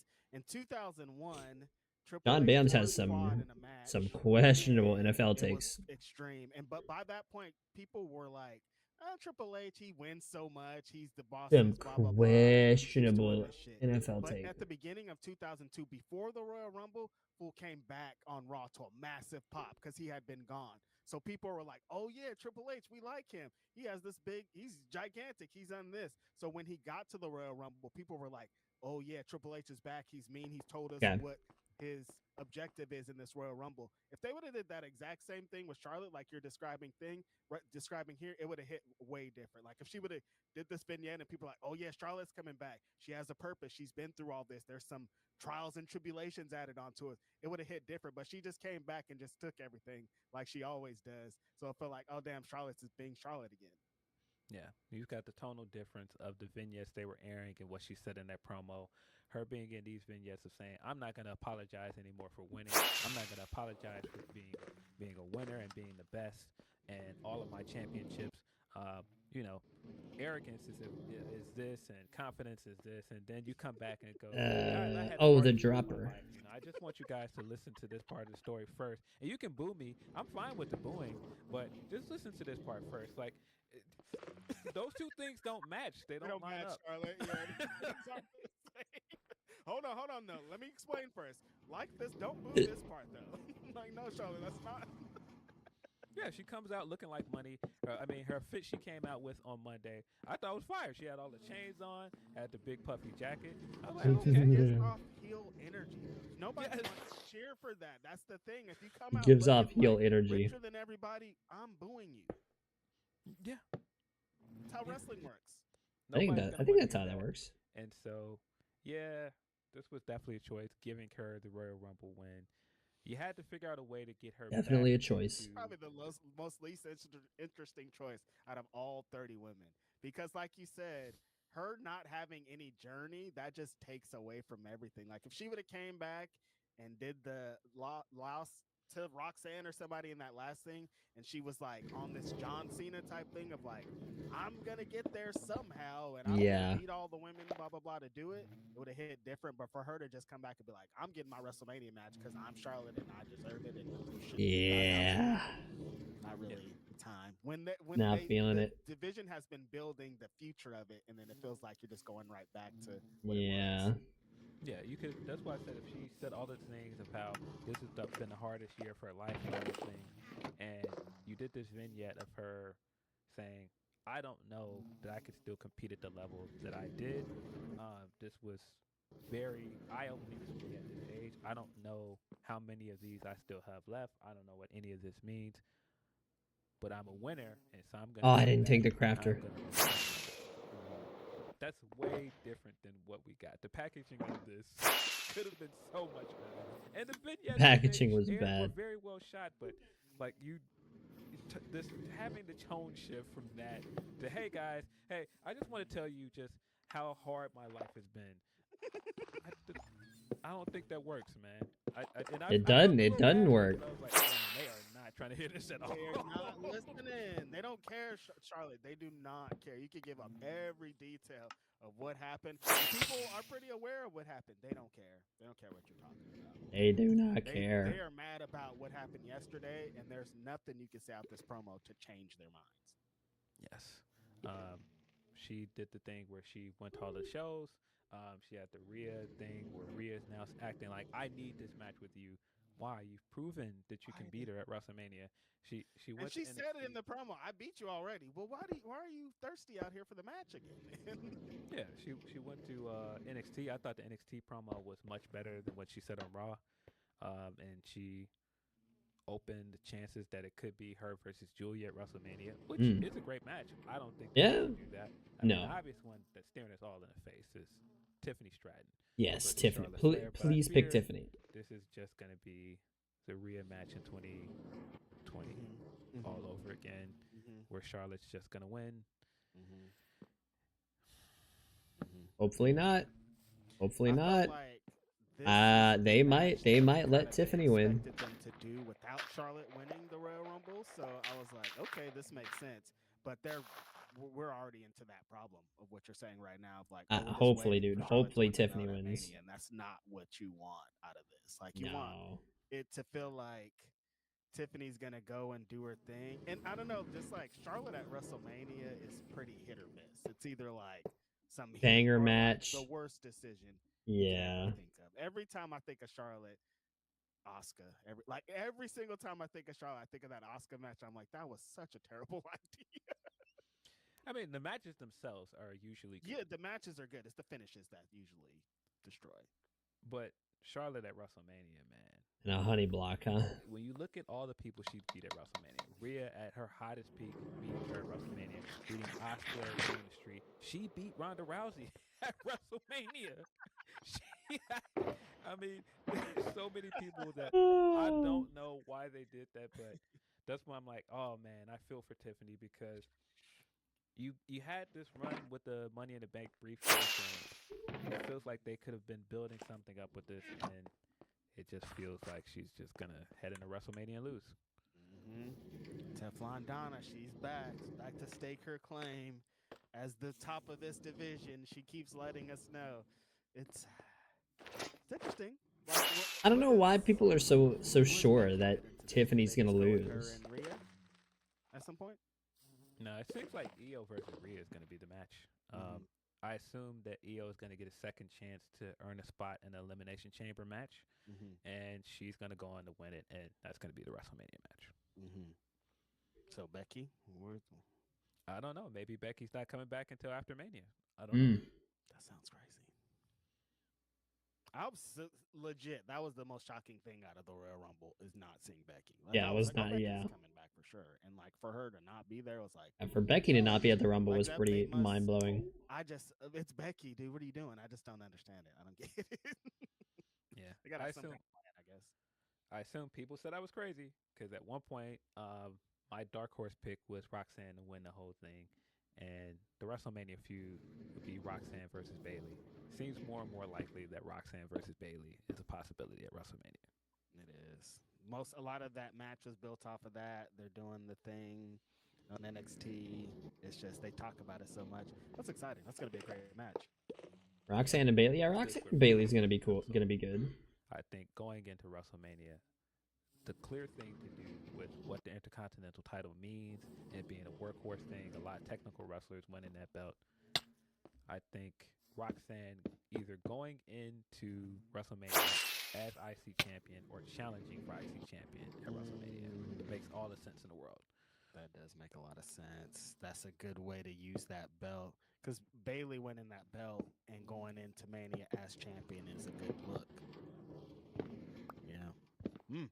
They're in some good position, and they have potential to have like the match of both of those nights. Wow. If they given time, because I'm thinking back to Bayley's match with Io last year, and that shit was crazy. Like they went insane, and like Bayley's gonna try to do it again. And just everything Comparator, with repeater. with Roxanne and Bayley. Both of them are big fans of AJ Lee. We also didn't see at the Royal Rumble. People expected her, but yeah, there's so much they could do with that. Hopefully they do something with these mid-card women's belts at Mania. It's not the same thing. That was the confusing thing about the Royal Rumble as well. You didn't have a women's championship match on this card, but then neither of the mid-card belts were defended here either. Nothing. The tag belt, nothing. What happened here? What's the point of having all these championships if you're not gonna put them on the line on the big shows? That's what happens when you keep running into these 4 and 5 match shows. It's like they gotta cut everything. Unfortunately. Yeah. But yeah, send us your super chats. We'll get into some of the super chats from this episode. And send us to Humper Chats. Oh. Humper Chats.com/5. Oh, come on. I gotta sleep.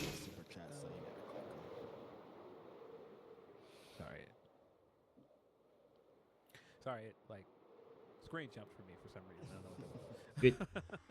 From Gravel Geekery, She says, this Sunday edition started right as my favorite. Yeah, Bailey and Io last year fucking tore the house down. Bailey and Io was great. As I head out for Indian food, listen to y'all. Hey man, appreciate you. A lot of stuff for you to be excited for, man. A lot of comic book stuff. I just caught up all the way on Invincible last night. 3 episodes in. Invincible. Really good season so far. The new Spider-Man cartoon, I believe I'm all the way caught up. Pretty good so far. A lot to look forward to. We got new Captain America movie coming next week as well. Nice. Shout out to the Geek homies. Shout out to Grapple Geekery. Shout out to Indian food. That's a great thing. Are you having some? Are you going to a thing today, Phil? Are you gonna do a Super Bowl party, eat some food or anything? So that was a funny thing last night as well. So this is how crazy my life has become, that I was actively annoyed by everything going on because I didn't get a lot of sleep yesterday, and this is a very current thing for me because I was up working on something yesterday morning. So I was like, okay, well, we got to do the pod. I'll finish working on this later. And I had a workflow for things that I wanted to do after the podcast. And so I was like, man, this is throwing off all of these things I wanted to do. And it almost felt like, it almost felt like a baby. Like I was cranky because I was tired. And I was like, okay, I wanted to do this. And it didn't work out. And so I'm like annoyed. Like I just got back in bed. And so I'm the whole time annoyed. I ended up Jesus. And so I woke up and my sister's having a Super Bowl party, and she wanted me to go pick up this big platter of sandwiches for her. So I went and got that. And so the whole time, black businesses are the best, man. The whole time, she sends me this message like, yeah, it should be ready. So I said, okay. So I get there, and the first modules of the farm. Home of the Hoagie is a fixture in Chicago. Southsiders, Home of the Hoagie. So I get in there. Home of the Hoagie, you're always going to wait. It's just like, I'm just used to it. I've lived around Home of the Hoagie. I've either lived up the street or around the corner from Home of the Hoagie almost my entire life. So I know. Sometimes I just go in there and put my order in and leave and come back. And leave and come back. Yeah, it's ready. Right, comparator. Already paid for and everything. Because I was buying. And I paid for it the day before. Already so funny. So the lady behind the counter is like, we can't hold orders here. And she's just telling me this whole thing, and I was like, okay, cool. Is it ready, though? Like, give me the sandwiches so I can leave. I just came in here to pick up the sandwiches and roll out. So I get in there, and she's going on and on about how we can't hold orders. This was ready yesterday. Why didn't anybody pick it up yesterday? I'm like, that ain't got nothing to do with me. I'm here to pick it up today. And so she said, yeah, step out of line. We'll have it for you in a minute. So I'm standing there, and so at this point, I was waiting wait, hold on. back in the car and just leave. Because I thought I was just going to come in there and pick up the platter and then put it back in the car and roll out. So I'm standing there like 10 minutes go by. I was like, okay, I'm still standing here. 20 minutes go by. I was like, where are these sandwiches? I thought that this was just ready for me to just pick it up. Like, what is this? Dust comparator, okay. More time goes by, and so I walk back up to the counter, and she's like, yeah, we're still putting your stuff in this bag. I'm like, yo, what is this? Give me these sandwiches, man. What the fuck are you talking about? So what did they do with the old sandwiches? They never told you. I don't know, but that's why I was like, okay, so you did this whole rigmarole when I got in here about how rigmarole. You can't hold food, but you better be lucky we held this. Okay, where's the food you held? Just give it to me. Like, what are you talking about? Give me the plates. Like, unbelievable. And black-owned business, you can't talk back because they will fight you. Yo, and so yes, they finally gave it to me, and I left. I said, "Yo, what's going on?" Jeez, dude. But you got the hoagies. I did, but yeah. That's pretty funny. I knew it was gonna be something because it would have been too much like, right? Oh, it's ready. Just go in there and get it. That's hella funny. From Adrian Carpenter. Says Happy Super Bowl Sunday with Cedric Alexander Hurt Syndicate in AEW or Big Swole incident play a factor. Big Swole incident. The Swole stuff should play into it, especially because it's not like what is the Big Swole incident? He was in the initial iteration of Hurt Business. All of those guys are friends with Cedric. I would assume with this situation, they're probably over there vouching for him. And so if MVP and Wait, Bobby what is wasn't what there, is I would assume they're gonna go to bat for what him, is no the matter big what. swole incident? Yeah, that's kind of how I felt about it. Like, I'm like, I don't think that's going to play a role when MVP and Bobby Lashley are like, hey, this guy, you should bring this guy in. And they're probably on the other side of Cedric, like, whatever reservations you have, we're here, blah, blah, blah. Like, I think that's a nice bridge to from Cedric to AEW with those two guys, like you said, him being in the original version. If I were to say something, I'd probably say yes. Like, I'm into it. Like, there's this thing, Phil, that's happening We with hurt WWE people. releases. I guess we're gonna We get into it hurt here people. soon.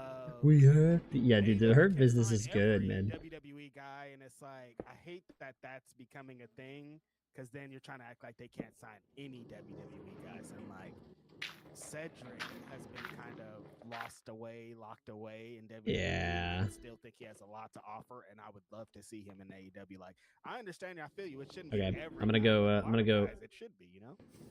I go grab the bottles and the leaves, huh? Yeah, same here. The bottles and the Mention leaves. more Cedric talking. You know, some We of the hurt people that were released people. this second. We hurt people. From Valab, he says, Super Bowl Sunday. I don't know. Big love to our Grapsy boys. Yeah, appreciate you. Super Bowl. We hurt people. We hurt people. I love their song. Their songs becoming so damn catchy. From Will Chisholm, he says, rewatching the Rumble, I'm still tripping that Roman was doing tag work with Penta. Yeah, And man, dude, Roman teaming with Penta was so fucking dope in the Rumble. Are inadvertently clearing all these people out, and they don't know they're working together. And Yeah. And Roman is like staring him down, like this guy. And Rollins turns around, this guy. This When guy. I tell you, I was flipping stuff over. I was like, it is my time. I've been telling y'all, give me this match. Enough. Give me the match. Afterwards, all the stuff that happened afterwards, and Roman is yelling at Punk. And he's like, "What? How could you do this for me? We just teamed up a few months ago." I don't think that's how Rumble works, Roman. I think it's every man for himself. But he's like going in on Punk, like, "How could you do this?" And then out of nowhere, he just gets Fucking Mario stomp. looking curb stomp. The most, dude. Keep that same energy. You've been saying all the time. This time, I'm not letting you get another championship. I'm not letting you get back to power. Fuck all that. So when he stomped him out, I was like, "Oh yes." I've been telling y'all this entire time. Book the match. Book the match. Book the fucking match. I just want them to do Rollins and Roman. Yeah, I want Rollins and Roman so bad, man. I mean, that whole thing. Oh, I want Rollins and Roman so bad. To announce the WrestleMania matches of like these guys get into it after their elimination. Like Shawn Michaels has done it a few times with like Kurt Angle and with Undertaker. And this felt like that's like, okay, they're focusing on the three of these guys. I feel like if it was just gonna be a one-on-one match, one of the guys would have powdered out, but both of them, all three of them were like, we're into this and the Rollins thing. But yeah, that's what, again, in the women's match, it didn't feel like they had moments like this of like, what's this leading to? What's gonna come out of this? Yeah, we got a few, but not anything nearly as interesting as the. Oh wait, shit! No. Kicked out together and all that pull apart stuff outside between Rollins and Punk, and Rollins just trying to stomp this man's head in. Really, really great stuff. I was just like, man, 3 years removed from the 2022 Royal Rumble match, where I've been saying since then, hey man, is he gonna get his rematch or what's going on here? Yeah. Is he gonna get his rematch? For him to still be upset about it after all this time, or for him to be still upset about what he was doing as world champion, he's like, nah. I ain't trying to hear none of that. I'm sick of this guy. I loved him being on. I can't remember who he was interviewing, but he was like, "Yeah, I love Roman." I was like, "No, don't get this twisted. I love Roman, but you know, if it's me or him, It's me." WWE, man, I get it. You probably can find something else for Punk to do. There's probably some other cool things for him to do around there. I don't know. As long as it's not the Logan Paul match, I don't want to see that. But Rollins Roman, that is the match, man. Dude, Rollins Roman, man. Yeah, I think that triple threat matches they get so, but I feel like they're gonna make this one work.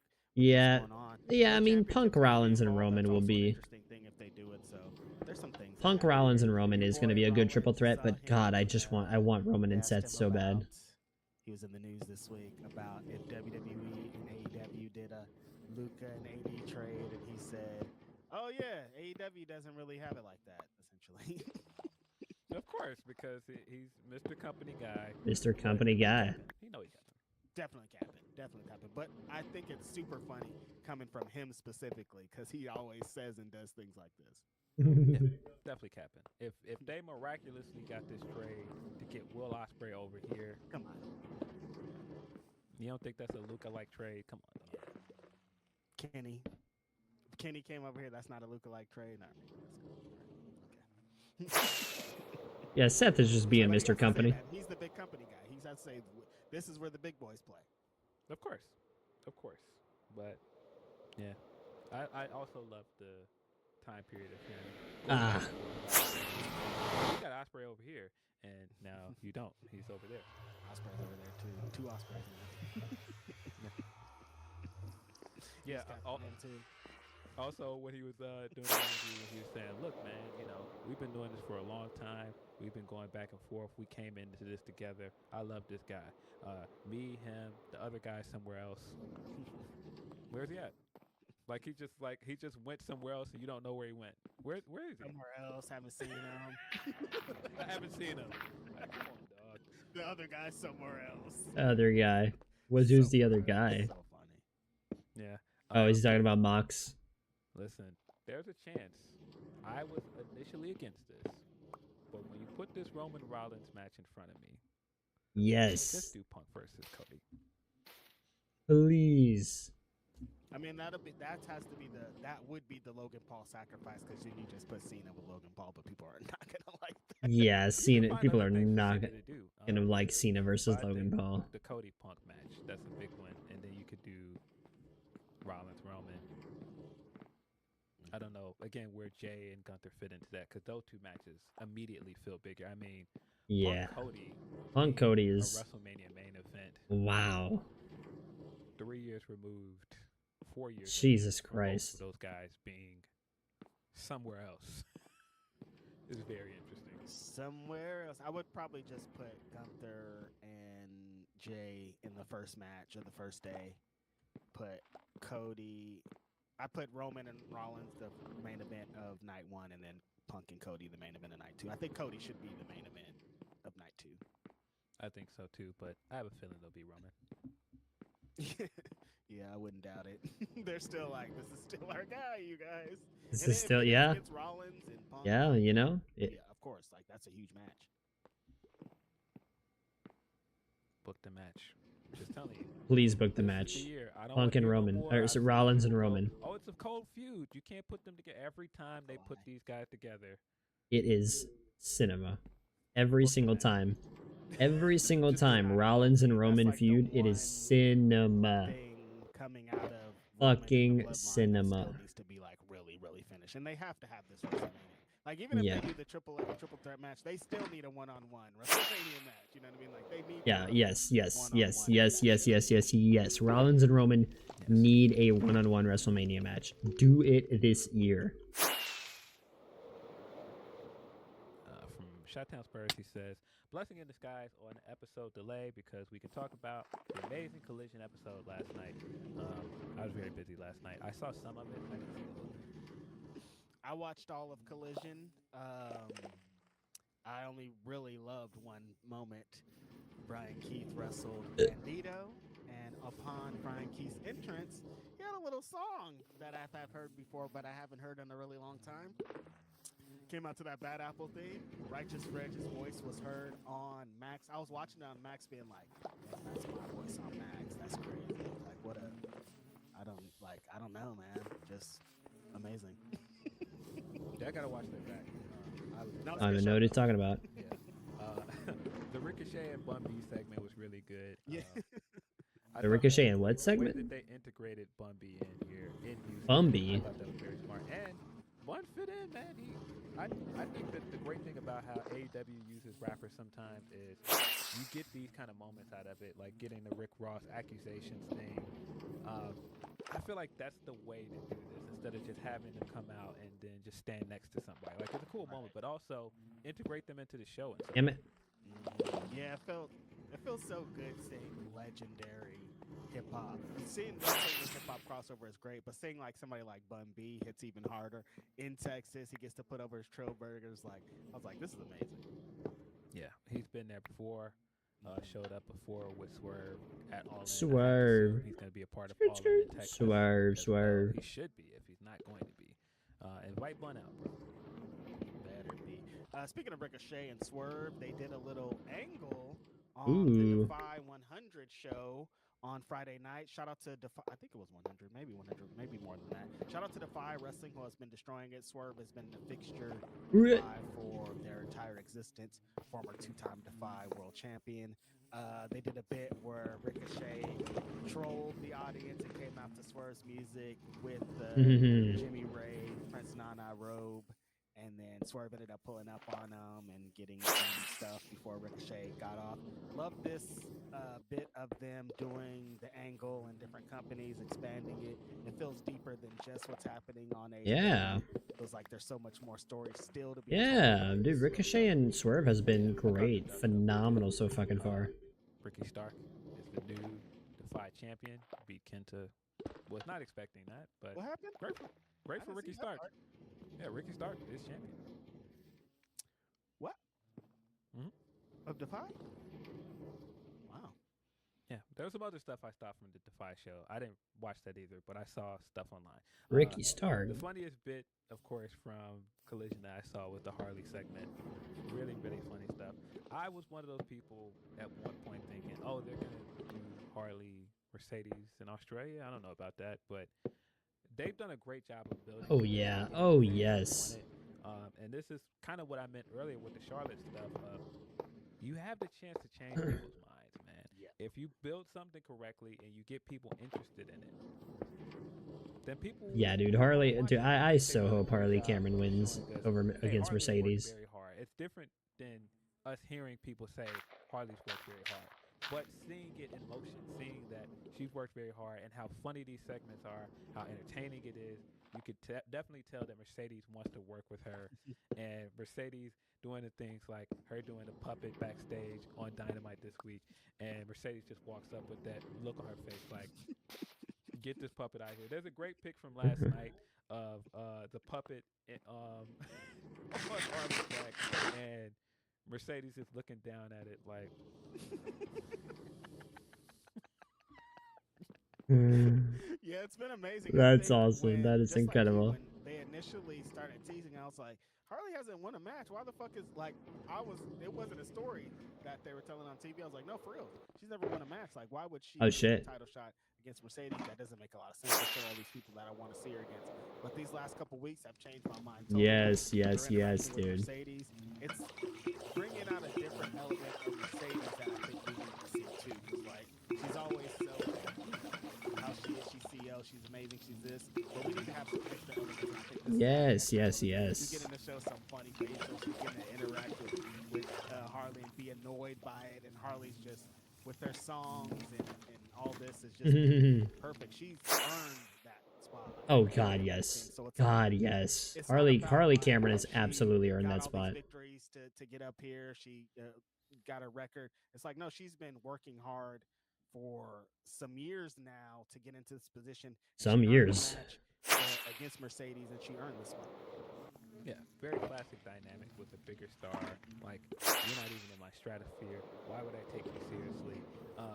Definite vibe of Rock and Mankind of like, who are you to even be in here? Like, get out of here. Yeah, super dope. I'm excited about that match. Yeah. Same.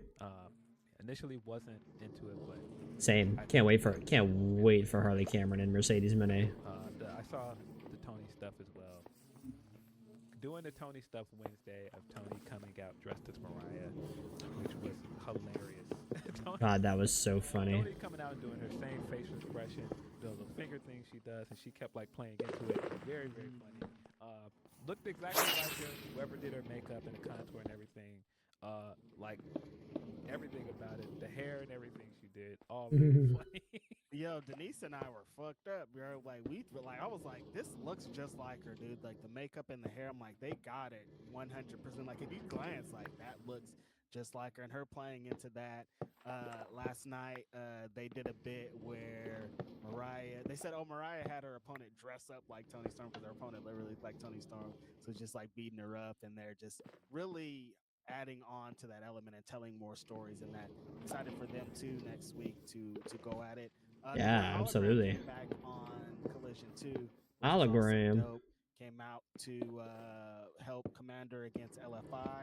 It's like they're building to all those luchadors going at it together. So that should be pretty good too.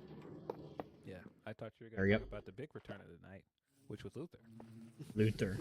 That was the big return of the night. Okay. Well, nothing got stuck in the shoe with them. crafter. We're back. We're all the way back. They established that on the Jericho Cruise, I guess, man. They're gonna have to start showing Jericho Cruise bits on TV if they're doing all this stuff. Yeah. You going next year? I will not either. But yeah, I love the Collision is finding its footing more and more. It just feels Collision. like find their audience. You can definitely tell the change in it going to Max. It feels like they're doing more to put angles on there that matter. Angles that off from Dynamite. They were doing that before, but it feels like there's more of a concerted effort. It does. Yeah, like with the cleaner connection as you can watch Dynamite and Collision on Max.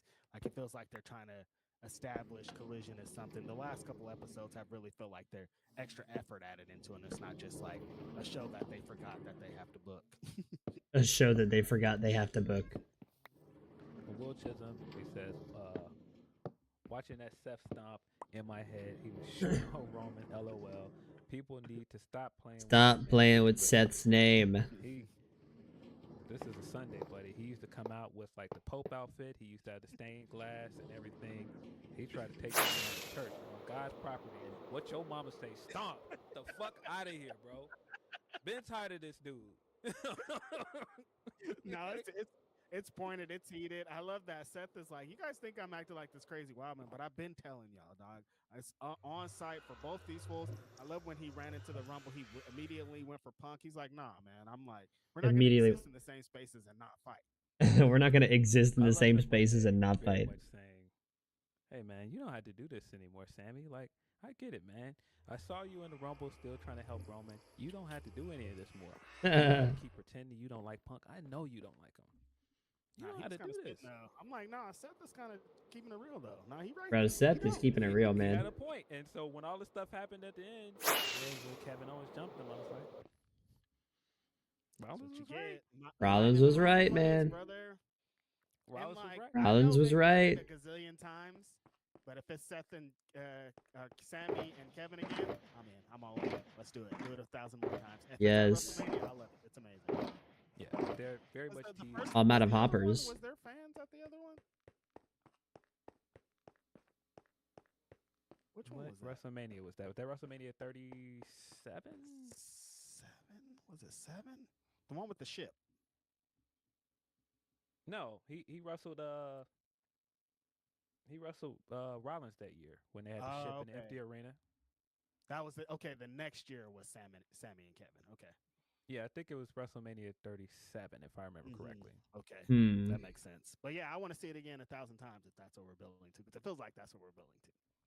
There are hints of Kevin Owens turning heel as well. Him just joining Kevin Owens. I thought that was one of the best things from the Royal Rumble match.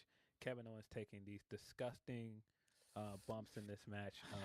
Very fun ladder gross bumps that he took. Singles ladder matches. He's been phenomenal. I thought this was a good ladder match, but all of this stuff at the end of Sammy coming out legitimately concerned about his friend, and then in the background, Cody had both belts up like, fuck you mean?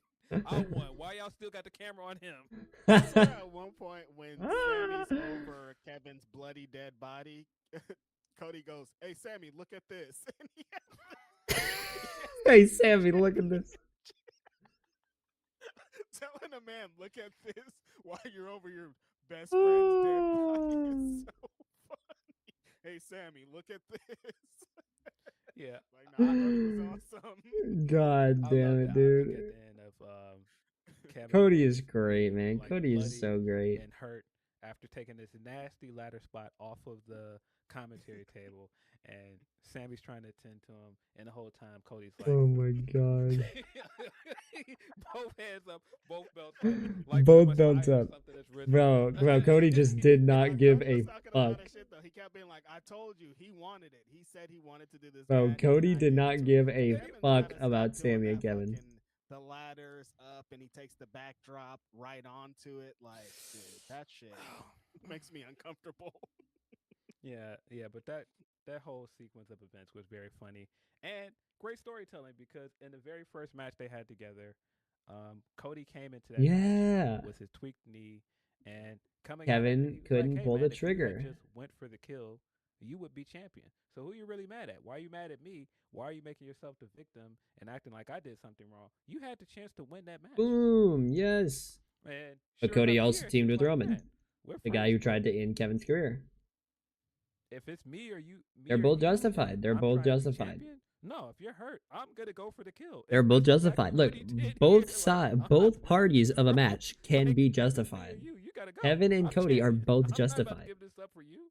It's so funny that you mentioned the Both ladder scene sides because, like, can if be I were to justified. pick It a just, match type it for just, Cody that one he would side looks sell more me, like an that'd be asshole like than the the other one. last match I would That go would for. be Like, Kevin that's Owens. not the one that I'd be like, oh, Cody's gonna be really good at ladder matches.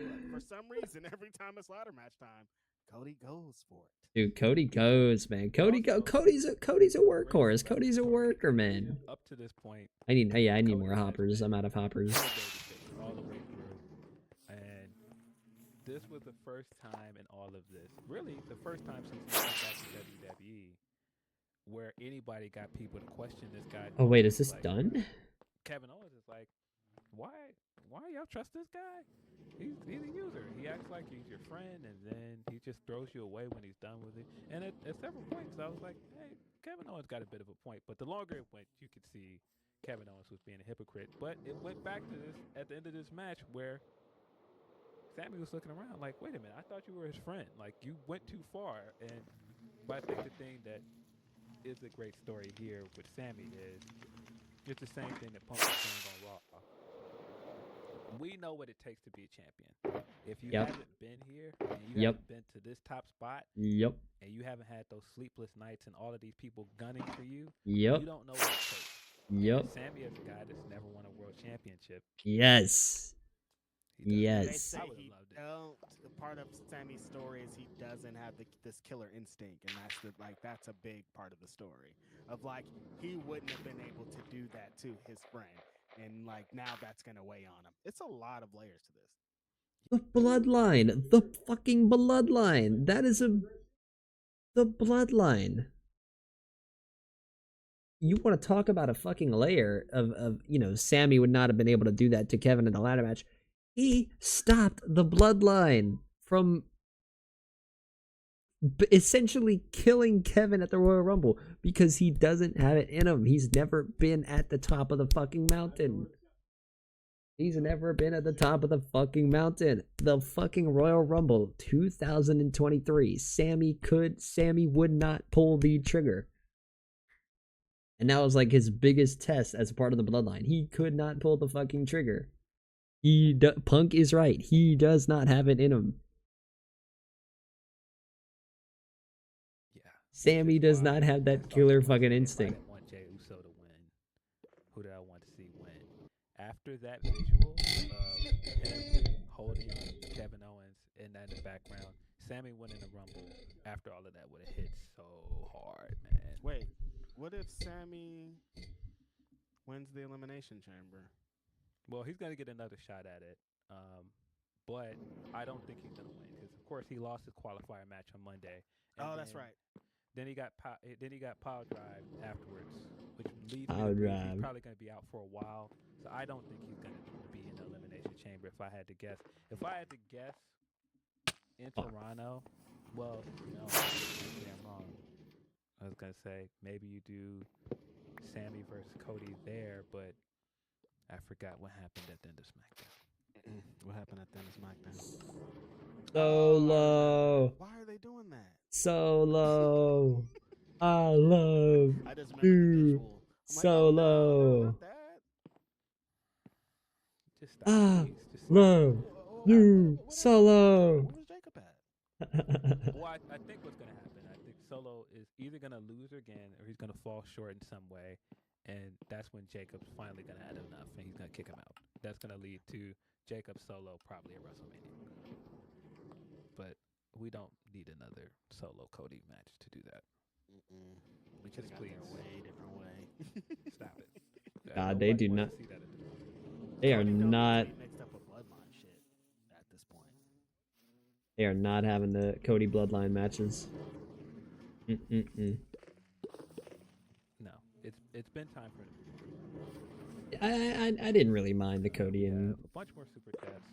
Solo matches. They were fine. They weren't special. They were fine. I'm gonna give you guys a word from our BetOnline.ag is. No, you're not. Yeah, I think that I don't know if they've ever thought that it would get this crazy with Jay. They landed into something nuts, and yeah, he's no matter what Jim's doing, Jay is fucking over like crazy. Yeah. Okay. I mean, yeah, All right, I gotta go. I gotta get more hoppers. With Jay getting the world title match and Yeah. being able to win the big one against Roman at 2 big pay-per-views, and then getting to this point of him winning a Royal Rumble. That's a good Yep. Yep. Eloquent. He says, people are so disingenuous. 2 things can be true. Good storytelling and good matches are not mutually exclusive. Why do wrestling fans hate wrestling? Why do wrestling Doesn't fans make hate sense, and wrestling? They scream about it too. This is you with your dumb 5-star. I'm like, dog. What if like You care about finishes- 5-star matches? Yeah, exactly. Bro. Yes, I do. I do a lot. I like them. I think they're great. I think there needs to be all things in a wrestling show. Like I agree with you. It shouldn't just be 5-star matches, but there should also be 5-star matches. Yeah. And I think the thing that's funny about it, every time I see someone on a podcast doing it, wrestlers care about getting a 5-star match. My favorite part. And if you're gonna get on a podcast and say no, they don't, boy, I got some news for you. Ooh, if you think they don't, that's the best part because oh my god, they care so much. Oh yeah. I work PWI. They talk about nobody cares about PWI 500. Let me tell you about a wrestler in fucking PWI 500, dog. They care about these wars. They care about all this shit. Yeah, they care about being recognized for. Yeah. The ring. Yes, they some of the want to be conversations recognized. So funny to me every time. We don't have to do this, guys. We do. Oh wait, not I have should to bring do this. I should bring a box with me so I can actually, carry Got hoppers. another one from Will Chisholm who says Cody got like 3 5-star matches in WWE. So what is Busted Open talking about? Yeah, I don't want to make this a whole we're going to get Dave LaGreca and Busted Open. That's definitely not what I'm trying to say with that. I just don't agree I'm with just the gonna get a new not just shulker for box, them, honestly. But online, matches don't matter. I just don't. And it's not just Dave. It's a lot of people that say this. This Yeah. is like a sediment through a fan base of people saying that. Yeah, I mean, I know people want to label it. Even if you don't want to just label it 5-star matches, people care about it. Yeah, people I'm sorry. People care. People want to see good matches. And the whole show doesn't have to be 5-star matches, but people want to see at least one. You gotta give us at least one. Are y'all ready to see the demise of the colonizer? I mean, the demise has already happened. You gotta give us at least one 5-star match, This is the right? victory lap. The demise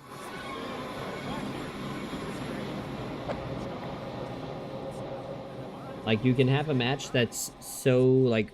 But yeah, it feels, That's why WrestleMania 40 was like kind of an outlier. Like the main event of 40, interesting to see how Cody Rhodes and Roman Reigns. It was the ultimate piece of storytelling with we're done here. 2 of the absolute best workers in the industry, Roman and Cody. Phenomenal match, phenomenal story, phenomenal main event. It's gonna do something. Same thing with It's gonna 39. do Phenomenal something story, subtle phenomenal that's match, like a shot at him. phenomenal wrestlers. I Just love the interview he did recently awesome. where he was like, "Yeah, I just wanted to do this for sport and all this other stuff." I said, maybe not the outcome everybody wanted, but Kendrick. Why different sports, brother? What sport are you talking about? He clearly hates this guy. I'm not. Yeah, trying to- come on, dog. He hates this guy. Y'all weren't dancing. This wasn't sparring, dog. This was a fight to the death. I wanted to have a nice time. No, you didn't.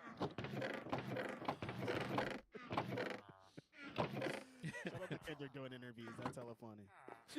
Ray was over there. He says, speaking of mirror matches, let's talk about the battle of the wagons for this past Dynamite. And Bounty Hunter versus Bandit from a Super Episode Collision. Battle of the Wagons is crazy. Bounty Hunter versus Bandit.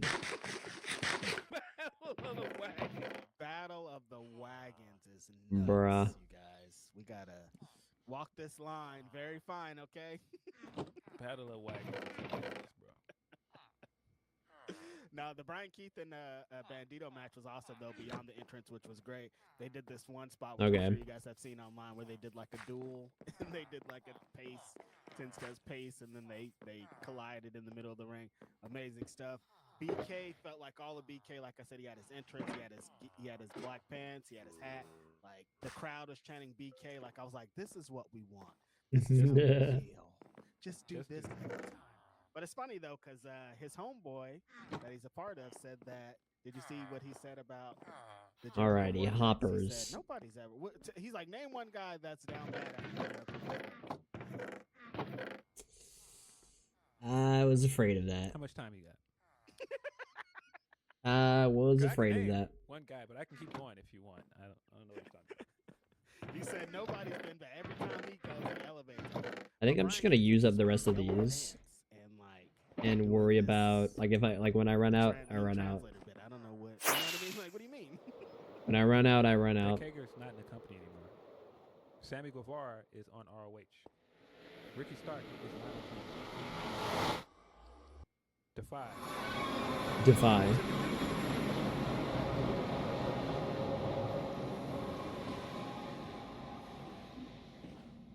What does he mean? Who is he right now? He's still fighting to, you know what I mean? Like, every day is a fight. What? All right, CJ. Yeah.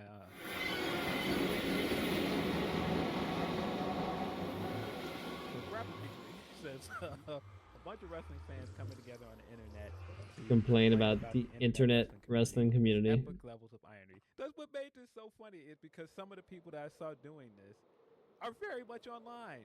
Yes. So, like, the internet doesn't matter, but you're also very much online from your very 24/7. arguing with people that internet doesn't matter. You're telling me on the internet that the internet doesn't matter, like On the fucking internet. What do you mean? I wouldn't have known about this if it wasn't for the internet. So, yeah, some of the most terminally online people I know arguing this and being like, guys, the internet don't matter. You going to live shows? Or I was like, I don't know that you specifically can do that, but I feel you. I don't know. You can shame people for not going to shows. I've known some wrestling fans that have been going to wrestling shows that have been wrestling fans for 40 years that have never been to a live show. Does that make them not wrestling fans? Yeah. That was the other part that I thought was so crazy about that whole concept.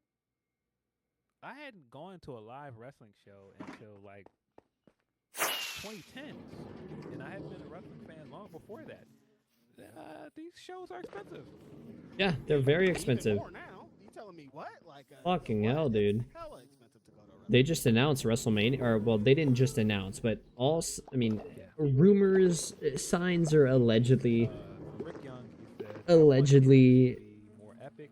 Can't wing the promos. I think the bill so far has allegedly, new WrestleMania 42 next year, 2026, is gonna be in New Orleans.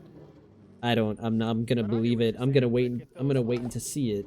I want to see it to believe it. You know, I'll believe it when I see it, kind of thing. But my God, I mean, I plan on going if it is in New Orleans next year. But oh my God, I am scared to see the ticket prices, because they're gonna do. If it is in New Orleans in 2026, signs are pointing towards. Allegedly, it hasn't been officially announced yet. But if WrestleMania 42 is in New Orleans next year, I would love to get. They do a package deal, because usually WrestleMania weekend they do like the whole lineup of shows in the host city. The host city, next year being allegedly New Orleans. they do the whole lineup of shows there, meaning Friday Night SmackDown will be in New Orleans. NXT Stand and Deliver will be uh, New Orleans, Smoothie King Center. Friday Night SmackDown will be Smoothie King Center, New Orleans. NXT Stand and Deliver will be Smoothie King Center, New Orleans on the Saturday, and then that'll be Saturday at noon. Okay, well no. So here would be the full lineup, and this is why they do these package deals. They sell them like, you buy one, you get access to all. It's a very pricey fucking package, but the whole lineup would be Friday night in New Orleans, Smoothie King Center, SmackDown. Saturday at noon, NXT Stand and Deliver in the Smoothie King Center. Saturday night, WrestleMania Night 1 in the Superdome. Sunday night, WrestleMania Night 2 in the Superdome. And then Monday night will be Monday Night Raw from the Smoothie King Center. And then that's like the whole week of events. SmackDown, Stand and Deliver, WrestleMania Night 1, WrestleMania Night 2, and then Monday Night Raw. And they sell all 5 shows. The whole weekend, they sell all 5 shows, Friday through Monday, as a whole package that you can buy together. And you get tickets to all of them. Man, I am scared. I am scared shitless to see what the price of that is going to be. I'm not mad at it. At least $1,000. It'll at least be $1,000. Probably $2,000. Writing Roman off for a bit with the double stomp, maybe saving him from having to be in the chamber and not win. I definitely think he's potentially going to do the big edge spot of not winning the chamber, but he's going to show up at the chamber and cost either Rollins or Rollins and Punk. Yeah. So that they don't get the title shot. Yeah. I think Roman's definitely going to cost one or the other, or both. But it's not a heel thing to do because, remember, Rollins started it. He stomped him out, and so Yep. he's coming back and getting his get Yep. back. And yes, it's not a heel thing to do. If Roman were to cost Seth or Punk the Elimination Chamber, it's not a heel thing because Rollins started it with the head stomp, and Punk kind of started it because Punk did eliminate them from the Rumble after teaming with Roman at Survivor Series, which I know Royal Rumble is like no teaming, everyone for themselves, but Roman didn't start it. Roman's not acting on his own there. Even though it's not a heel thing. Right about him. And the fact that the whole time he's been saying, guys, this guy has changed. You seen this guy congratulate Jay in any of this? You seen him stand up for any of these other guys? And no, this was still just about him getting his championship and getting his power back. Rollins was always right about him. He ain't said nothing to Jay. And he just keeps expecting Sammy. He's like, dude, do this for me. Like, you're supposed to do this. Still, it feels like that.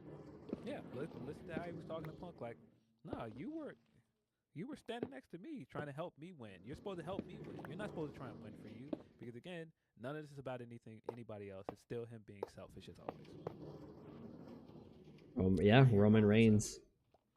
Roman Reigns is still being selfish. For a long time. He's a babyface now, but he's a selfish babyface. For our last super chat so far, from Hey What's Over There, should have used Whack and Fight. Wagon. Just go to bed. It's still early, man. It's Sunday, man. That's what you're doing with your Sunday, though. It's Sunday. Let's see. We've got a bunch of humper chats. Some of these we read from yesterday. It's totally fucking justified. It says, love fight with love for Aussie wrestlers. The Shane kitchen Hayes, sink. Doing guest commentary on New Japan and twerking the TMDK theme music makes me a happy old stinker. Please AEW, bring him to Brisbane. Let him loose at Grand Slam purely for my own selfish enjoyment. I wouldn't be mad seeing TMDK on the show next week, like in some kind of exhibition match or something, pre-show match or something. I think that would fill a really cool role. They're great. Yeah, I'd love to see him there. See, we've got a few from Tony P. He says, Kendrick just opened his mouth. Somebody go hand him a Grammy right now. will go down as one of the most famous last words before disaster after drop, drop, drop, drop. It gave this ninja 5 of them. But you two know who gets petty of the week. That A4. goes to the Max Social team. Yeah, did you see this? Mm. The Max Social team dunked The on Max. Drake a little bit because they put that clip of him saying, "Yeah, you think this is all for the art form, but it's really not that deep." And then at the end it says, "It is that deep. He won 5 Grammys." That's crazy. Why It Max is that got deep. into He this? won 5 You Grammys. guys are making money off of this guy. He produces one of the most popular shows on this streaming platform, and you guys are jumping in on him too. No, I see now. I see why Drake at the damn courthouse. He like, get Max on it too. And Put Max on the filing they're too. going against me. Whoever's the social manager over there, Max, get him on there.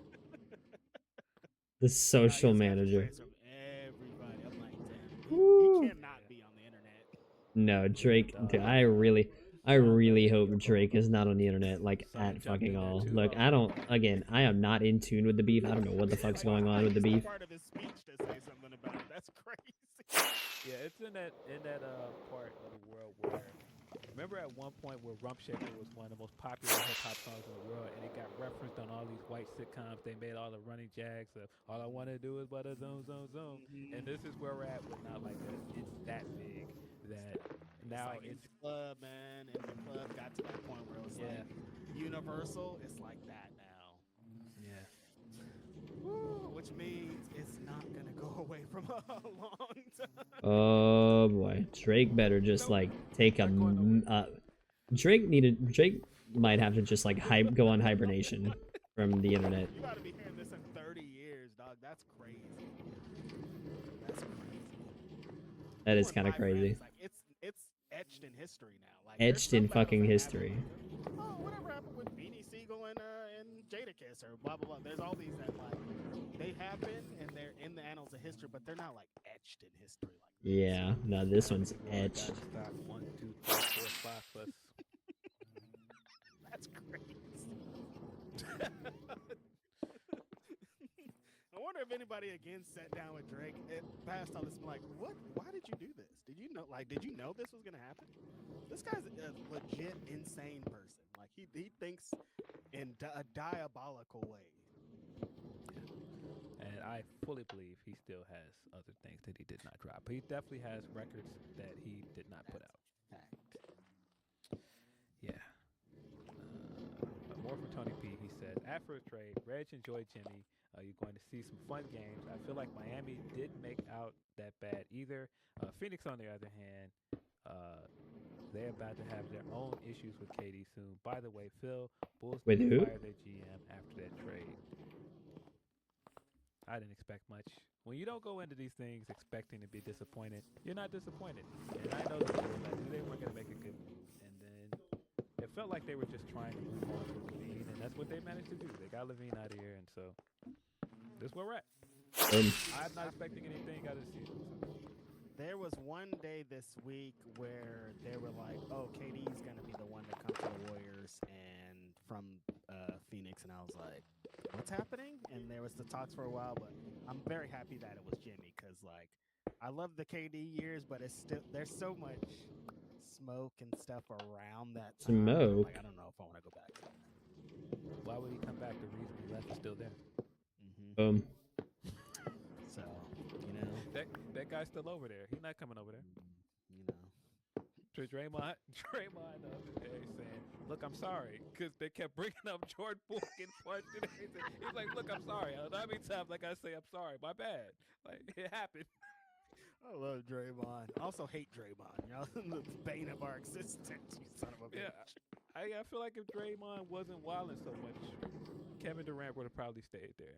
There's a good chance that they would have won a 4th championship. They after would that have definitely won another one if KD Oh yeah. was there. Oh yeah. Tough. Tough.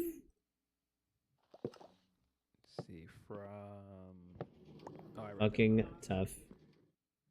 From Kim Gray for Grapsity. I was at SmackDown last night. I was exhausted from yeeting and singing Kingdom. All Jay had to do was breathe, and Memphis went wild. I was by the stairs he entered the show at. So much fun. Yeah, man. I love that about this. That so many people are enjoying this. When you see Yeah, man. those live crowds when they come out there, Yeah, they're having the time of their lives with Jey Uso. Like the kids are loving this. Like dude. I think it's dope, man. I think it's a great Everyone's loving it. Man. Everyone's loving the. Everyone's loving the Jey Uso train. Already like, when can I wrestle? Wow. That's dope. The bloodline is never ending. We're gonna be doing this for the The next bloodline 30 is years. never ending. Rikishi got a bunch more still. All the kids are having kids. Like we're in this. Yep. The kids are having kids still. Can't see the name next to that. Oh, Evangeline Blade. Three things. One, Kevin Owens will always be vindicated. Two, Ricochet versus Swerve was great, and Renee having to mom Harley to stop her from flipping off Mercedes was the moment of the night. To mom Harley. Video. She did. She did. She had to like. She had to like. Renee had to be the mom and like.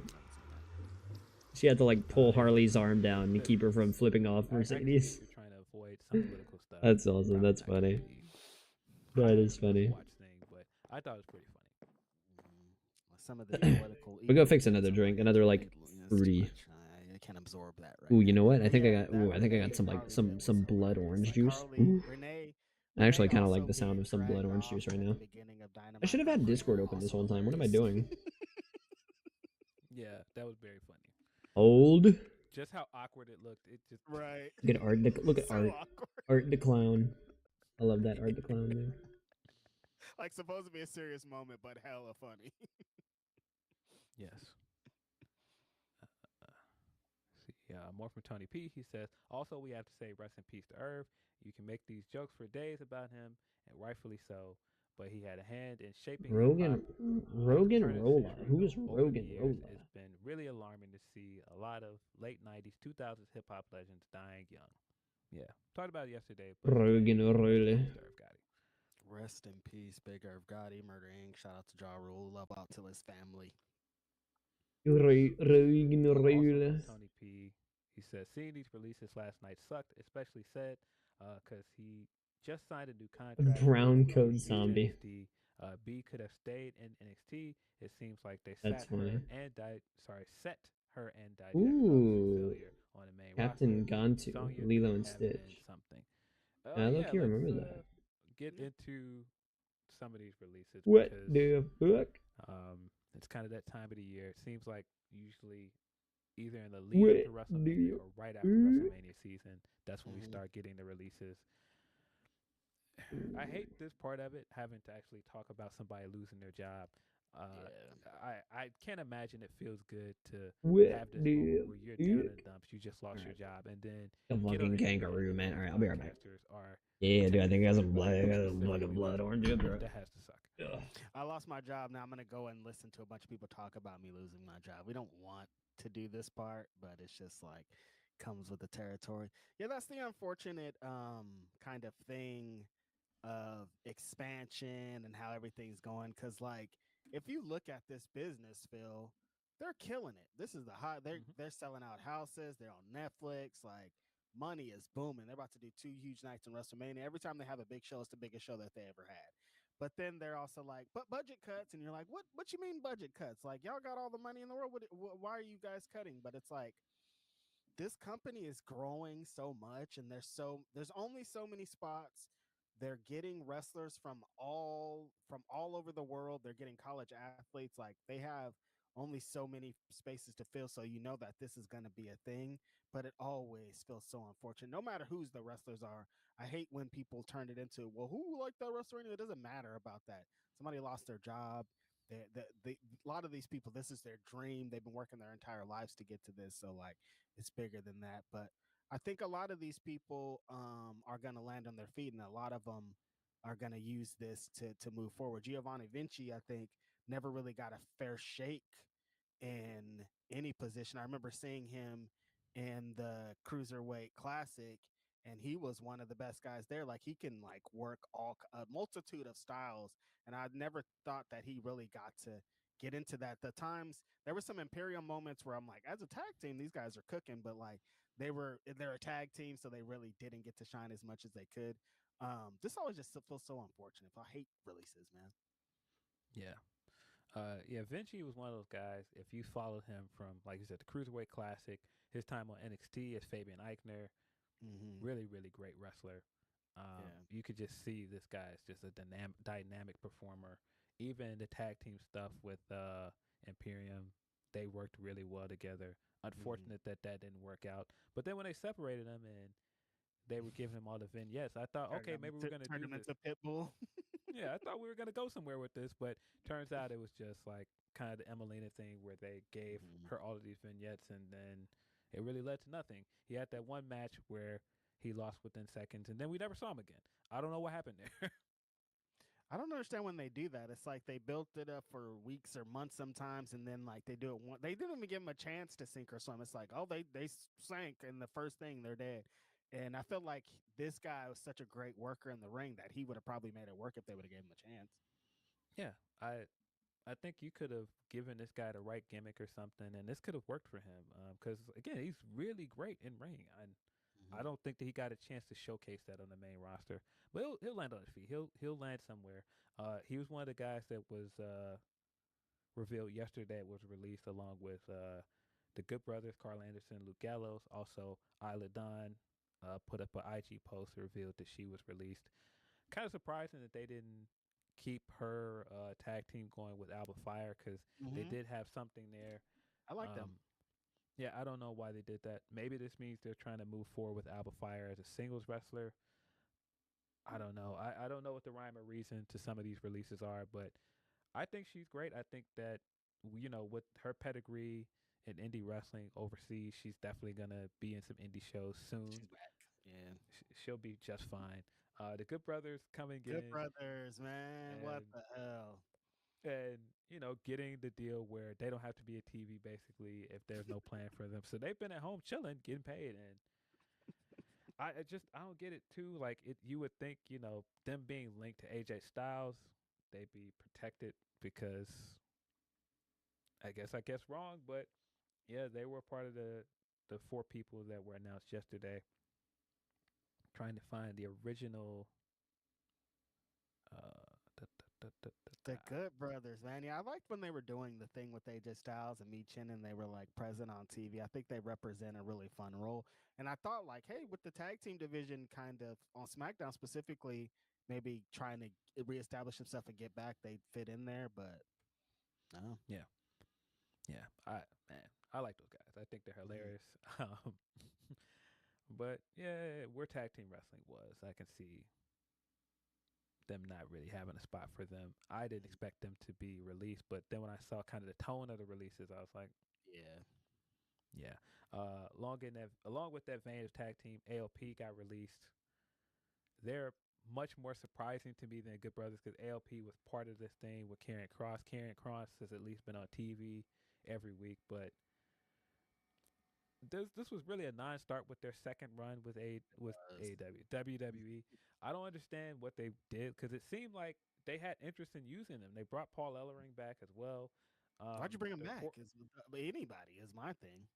yeah, the report was that they specifically asked for Paul Ellering to come back Okay, with and so and I get it. ALP just works with Paul Ellering, but then it just led to nothing. You put him with Karrion Kross that didn't go anywhere. They didn't really get a push in the tag division.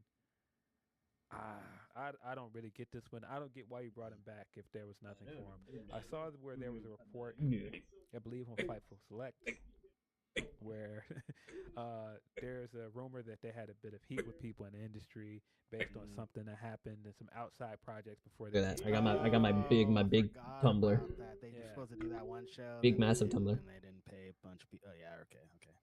yeah, and so that kind of played into the stigma of them coming back.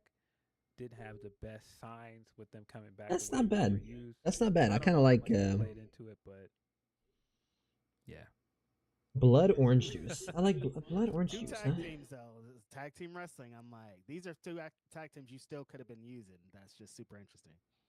Yeah. Sonya Deville was also someone that got released. Sonya was just in the Rumble. I was gonna say I just saw her.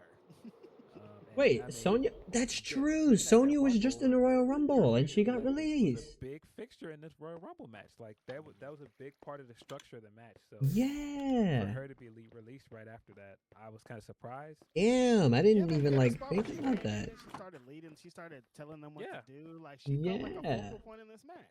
Nah, Yeah. totally. So I didn't really get that. Oh But also, shit.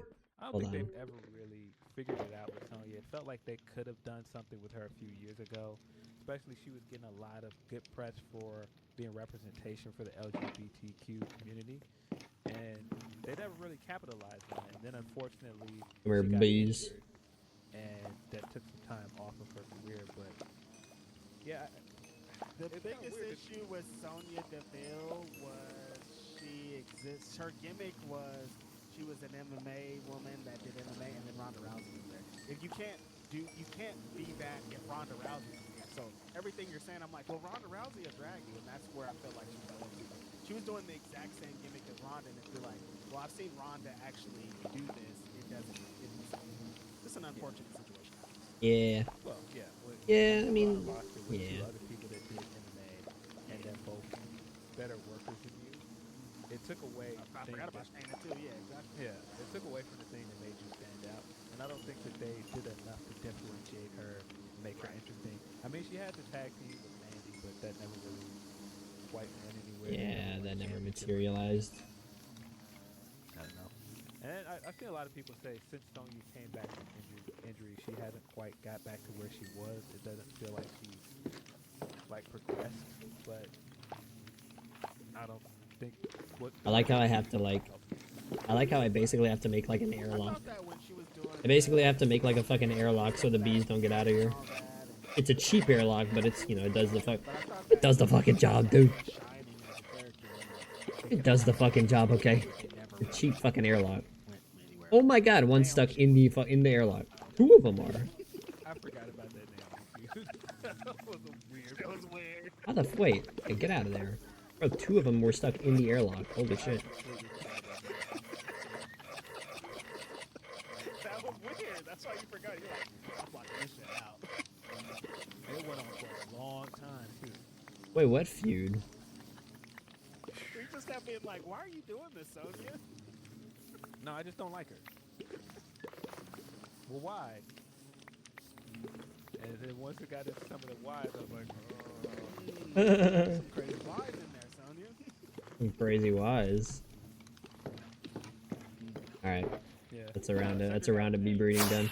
The first release I saw of the night, and I was like, hey, it's not Cedric, because I just kept thinking Cedric being brought in the way he was, a cruiserweight classic, and What are these being shears attached looking to like? Triple H. He was a Triple H guy. I thought that they would get it right. With Really? him. Cedric Alexander was a Triple H guy? And they never I didn't know did, that. They couldn't quite find a place for him on the main roster. Then they put him on NXT. It seemed like he was at least getting a spot on NXT on TV regularly. Where did I leave off on? They just couldn't figure it out. I think at this point we can just definitively say they've mishandled almost everybody from the Cruiserweight Classic or 205 Yeah. because all of those people are either not there anymore. Not there anymore. They're like Tozawa, where they're doing the comedy stuff and Yeah. not being the meaningful. Losing a Rumble I mean, spot to that Speed, 205 Live roster which is stacked. You look at all of those people there, and it's crazy to think. 205 Live did have a lot of fucking like stars. But yeah, I mean, Like 205 Live had stars. yeah. Excuse me. To hire him, Triple H coming out and doing his fucking bit with the "I'm gonna hire this guy." Like, you felt like all these were reasons for him to get to that point, you know? 205 Live had like so many fucking talented stars. You want it, you got it. Mm-hmm. Baskin Robbins is the place to be. It's their 31 flavors. I'm gonna hire this guy. He came out, did the arm up point thing. I'm like, all right, okay, maybe The we're arm doing up point something. thing. We might be cooking with fire here. We're doing this thing, but it's just like the cruiserweight. It felt like they wanted to do 205 Live. They're like, as a concept, we like this, but I was like, WWE don't like this. Like, as a fan, that's what I was always thinking. Like, they don't like. They don't like, small yeah. guys. They don't like having to change their show for this because Yeah. it was a different separate part of the show, and the timing of it wasn't the For best. sure, for Everything sure, just for felt sure, for sure. so wrong, and Yeah, Cedric very, yeah. fell into that. 205 There's some Live was moments of cool, but shine like from they him, really but Hurt didn't ended they it really again. We didn't always give it talk any about like attention or Hurt's anything. They getting didn't give it out of this any run, not in front of the crowd, time or out of this attention. run, not being able to establish who they really are. He's such a great worker too. That's the craziest part about it. Like Cedric is. Right. I remember seeing him before he came into WWE. The in Ring only of time Honor. the only time they ever gave 205 Live or the cruiserweight division like serious fucking attention was when Enzo Amore was the cruiserweight champion. And through him being the cruiserweight champion, the cruiserweight division then got eyes on it.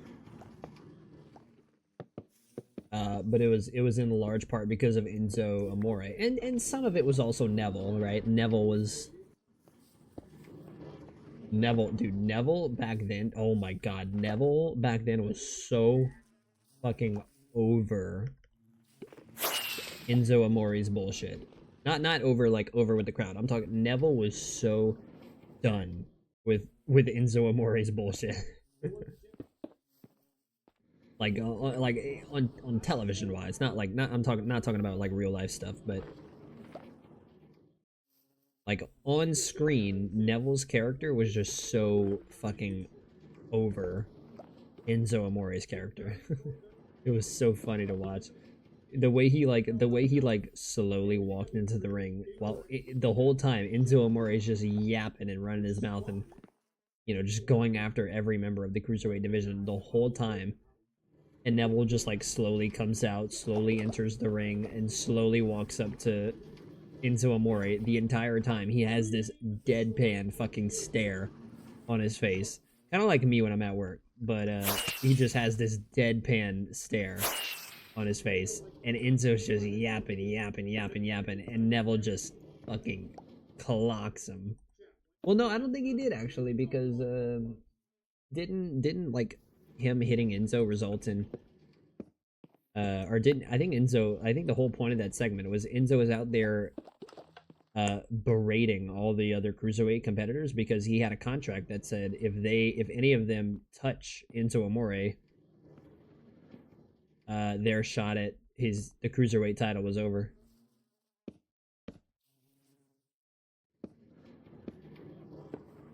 And I think they finally, I can't remember exactly, but I think they finally went with the angle of, I think they went ahead with the angle like oh, well, if they all touch Enzo Amore and they all lose their title shot, well, you can't not have a challenger for Enzo Amore. So hey, fuck it, we're just all gonna fucking tee off on him.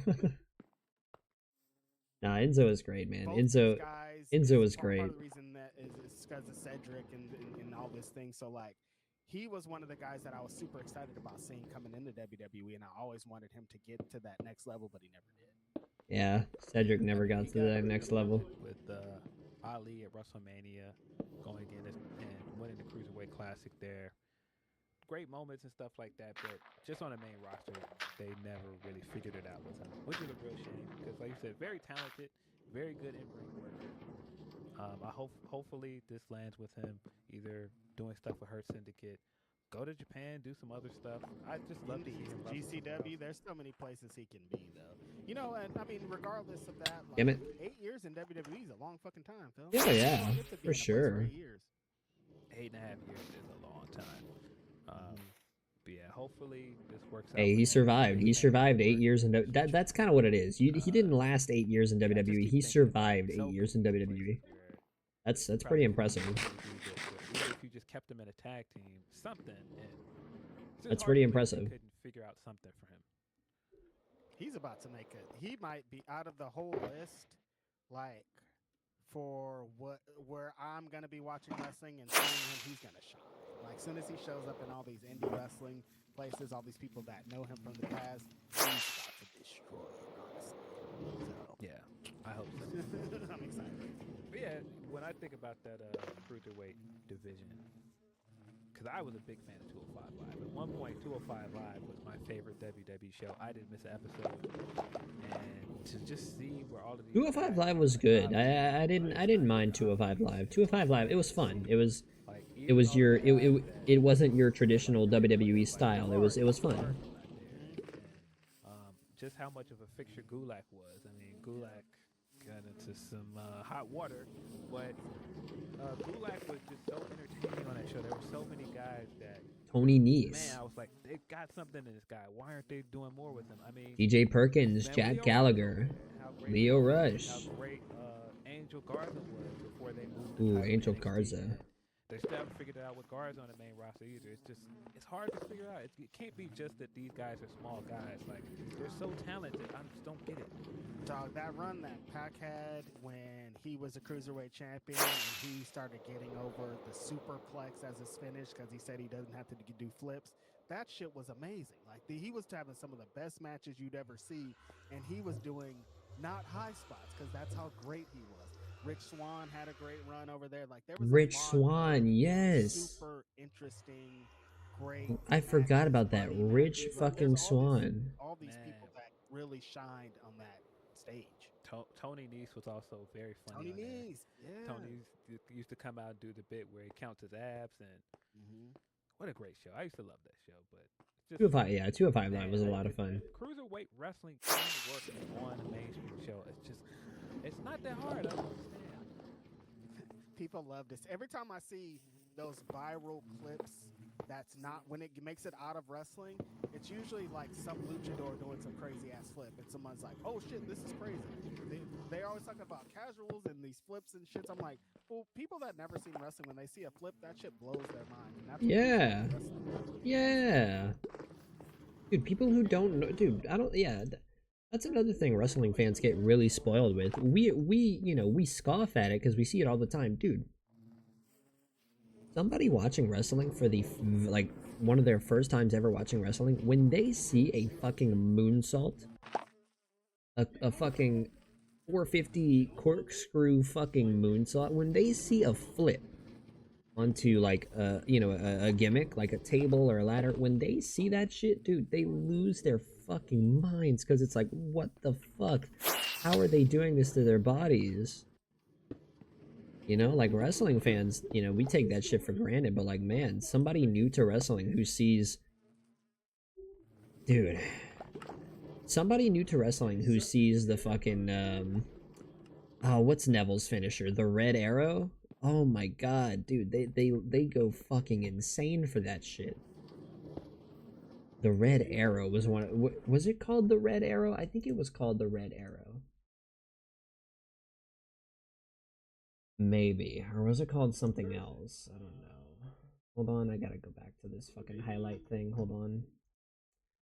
Bear with me, I gotta do some more VOD shit.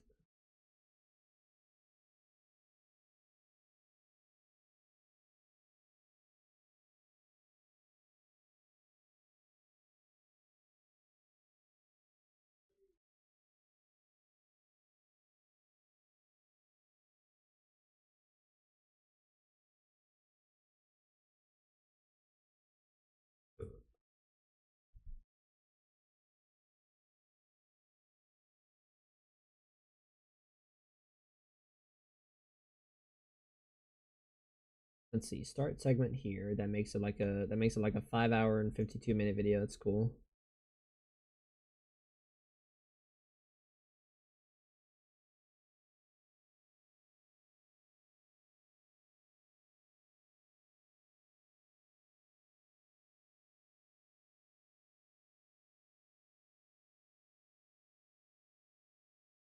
This is so fucking good. Why haven't I found out about this sooner? Really? Pokemon Leaf Green was Fire Red and Leaf Green was 2004? Really? I don't know why I thought it was like earlier than that. I thought Fire Red Leaf Green was like 2001, 2000, 1999 or some shit like that. I don't know. I'm just look, I was young, man. I wasn't familiar with that era of consoles.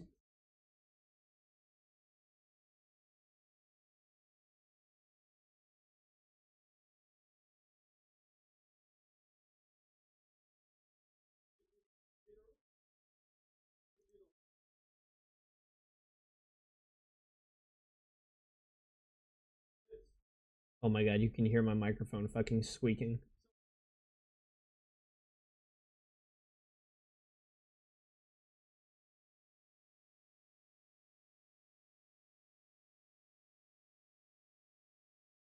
Frickin' dummies.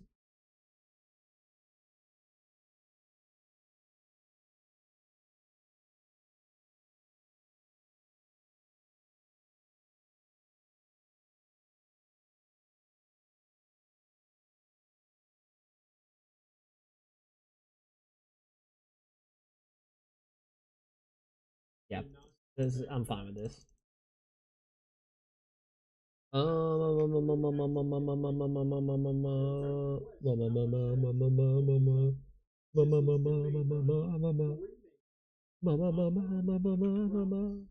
Man Ray.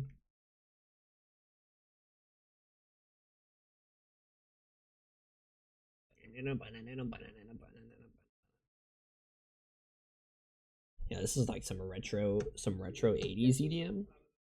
What is this? This is Why by Amper Sounds, Fred Falke, and Zin Freeman. Those all sound like wrestling names, by the way.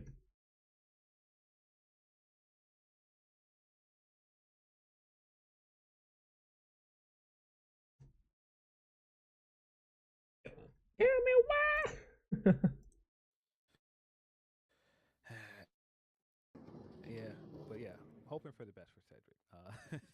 Hoping for the Rafael best Garcia saying, for and then it so Cedric. happened. I mean, Will Washington's favorite cruiserweight champion.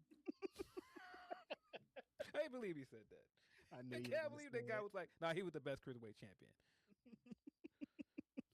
Yeah, I was about to cut everything off. I was about to cut my computer and everything off. Like, enough. All right, let me get out of here. I knew he was in the weeds. Then I'm like, wait, what's Will Washington saying? This is crazy. Blair Davenport was the last person Blair that Davenport. rounded out the list that got released on What a Friday. shame for Blair Davenport. The Blair stuff is so fascinating to me because They she had never that time used period Blair. She was with AEW. It seemed like they wanted to use her a lot. And Wait, she was with AEW? I didn't even know the that. pandemic happened. She got stuck overseas, and that really halted things for her. Halted a lot of people that couldn't get back to the U.S. to wrestle. And so coming out of that, then she ended up going to WWE, completely rebranding and everything, changing her name. And I never really understood the name change. I think if this is today and how WWE is doing things now with somebody that's been in AEW or elsewhere and letting them come in with their name and their history and stuff from Stardom, I think that she would have probably fared better. But she had already had to start from scratch, change her name, and do all this stuff different. And I just don't think that it ever really worked out in NXT. And then it felt like they moved her up too soon. They didn't really have a Way plan too for her soon. moving Yeah, up, they which never has had a plan for her basically moving up. been confirmed in some of the reports, but it was clear as day. They just moved her up, kind of like, well, she's ready, but they didn't have a plan for her. They had So, zero plan for some of the Blair best call-ups Davenport. they've had recently, you can see where it worked because they had a way of integrating them onto the main roster, like Yeah. Solo, for example. Yeah. Braun Breaker. Brian Breaker. Oh my god, what the fuck? Some of those people, or Lyra, how they've had like a trajectory for them. Yeah. They didn't have that for Blair, and They didn't have that at all for apparent from Blair. day one. Yeah, that was the thing because it's like she can work and they knew that, but if like you don't have a plan, it's almost a death sentence when it comes up here because you don't have a story and something to establish with. They're gonna put you on TV because you can work, but they're probably gonna have you lose, and that's what happened. They're like, oh well, she can work, she understands, she could be on TV, she could be in these positions, but we don't have anything for her, so we're just gonna have her as like the stepping stone to the next person. Yeah, this one was kind of baffling because I felt like awful. like I'm saying here, she's a ready-made main event wrestler or main roster wrestler. I think she could be implemented with a lot of people. I don't know about a main event, but I thought that she was going to shine here, but no story, nothing to get attached to, nothing, no reason, no reason to watch. Because there's Yeah. not really a character. There's like nothing to get attached to. I think that's really played in her downfall. But again, she's another one of those. I think if she gets back on the grind, she's going to be accepted with open arms to a lot of places. I think she's going to cook.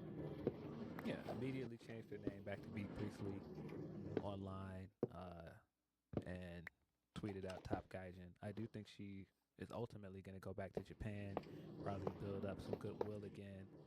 I think that could work out for her. I think going back to Stardom could work out for her, even if it's not just Stardom. Just there's so many places. I mean, even in the UK scene, that's the same reason why I think Isla Dawn will be fine because they already Isla had Dawn. a fan base over there, and they can go back to that. So she'll be fine. I don't think she ever really got acclimated to WWE style either.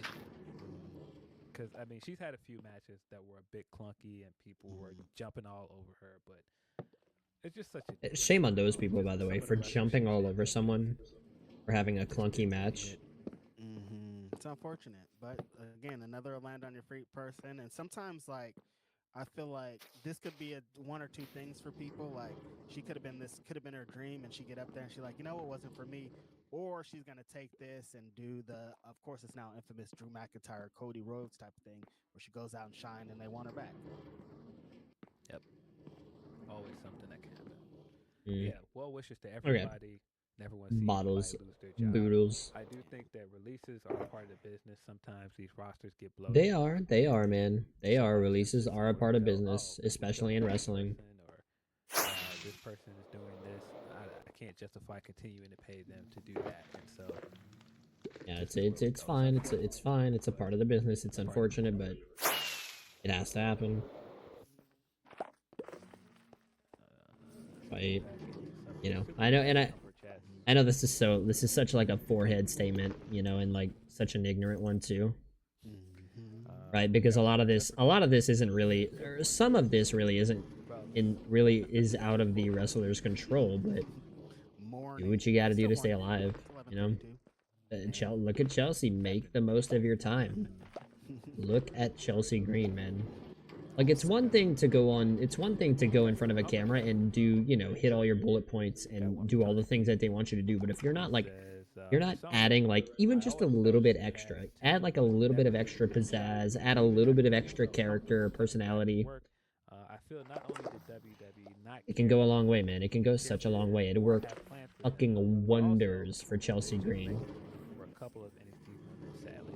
Yeah, I think that's part of the stuff with the women that they cut from the main roster.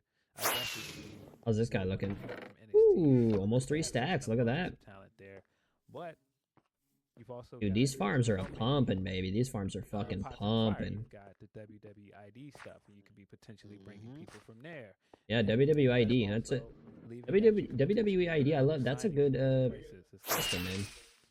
I really hope that ends up being a fixture for them. But then also, you gotta make spaces if somebody is not really cutting it the way you want. I mean, yeah, dude, they just brought in Penta. They just brought in Jordan Grace. Show on A&E with the legends and the people, the whatever boot camp or shit that they're coming on. That's more spot.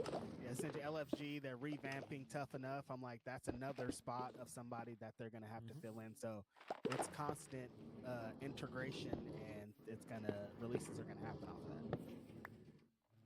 You know, they brought in the Motor City Machine Guns not that long ago. And what's the G? I don't know. But I just know it's LFG. Oh, LFG. Futures and Greats. Legends and Future Greats. Yeah.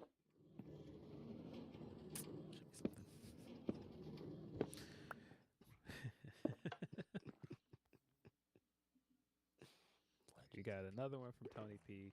He says, I'm curious to see if any other release joined TNA given the new WWE partnership, and Wood said really want to go to AEW because of the swole stuff. He is the only one I could see TK wanting, maybe a Sonya if he makes tag divisions later with her and Marina. Sonya and Marina? Nah, I can't see it. The TNA thing is interesting. I don't know what this means. You could see people going over there. I mean, you already got Nick Nemeth and the Hardys over there, so I could definitely see some people from WWE heading to TNA. And it's the Barney Company of them still being here. You thought you kicked us out. We're still here. They tried to kick. They're still there. Interesting element to it, though. Thought you kicked us out, but we're still here. They left WWE, and now AEW is an option. TNA is an option. Blah blah blah is an option. is TNA really an option now? Does it represent the same thing if they're kind of a branch of WWE, or is it separate from that? Like we don't really know how all this works. Yeah. Yeah. I'm seeing people saying that Elektra Lopez is now on the alumni page. I don't know what that means. So hopefully that doesn't mean she was released, but not a good sign. Damn, Elektra. Elektra Lopez. They took her.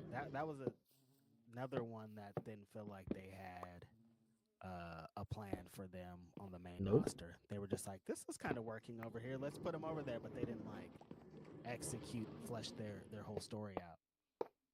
Yes. Lewis is saying that Sean is looking into stuff with Elektra Lopez, but nothing's firm on it. I've seen people talking about it, but we haven't seen any confirmation, so I don't want to jump to conclusions just yet. Gotcha. Blood orange. So the Rumble was fun, not great, but fun. Happy for Jay. Curious what the card will be and who will challenge for the challenge the champs. Raw was basic, bitch show, okay matches with a finish I hated and live in EO. Now for a hot take. Yeah, I did not like that finish either. I thought it was just me at first. I did not like the finish that match. I thought the match itself was good, but I did not like that finish. They are not that great at finishes. That's just the thing. Distraction finishes, they fucking are the worst. I do not see. I'm guessing that's gonna come later because he said now for a hot take, but I don't see the hot take.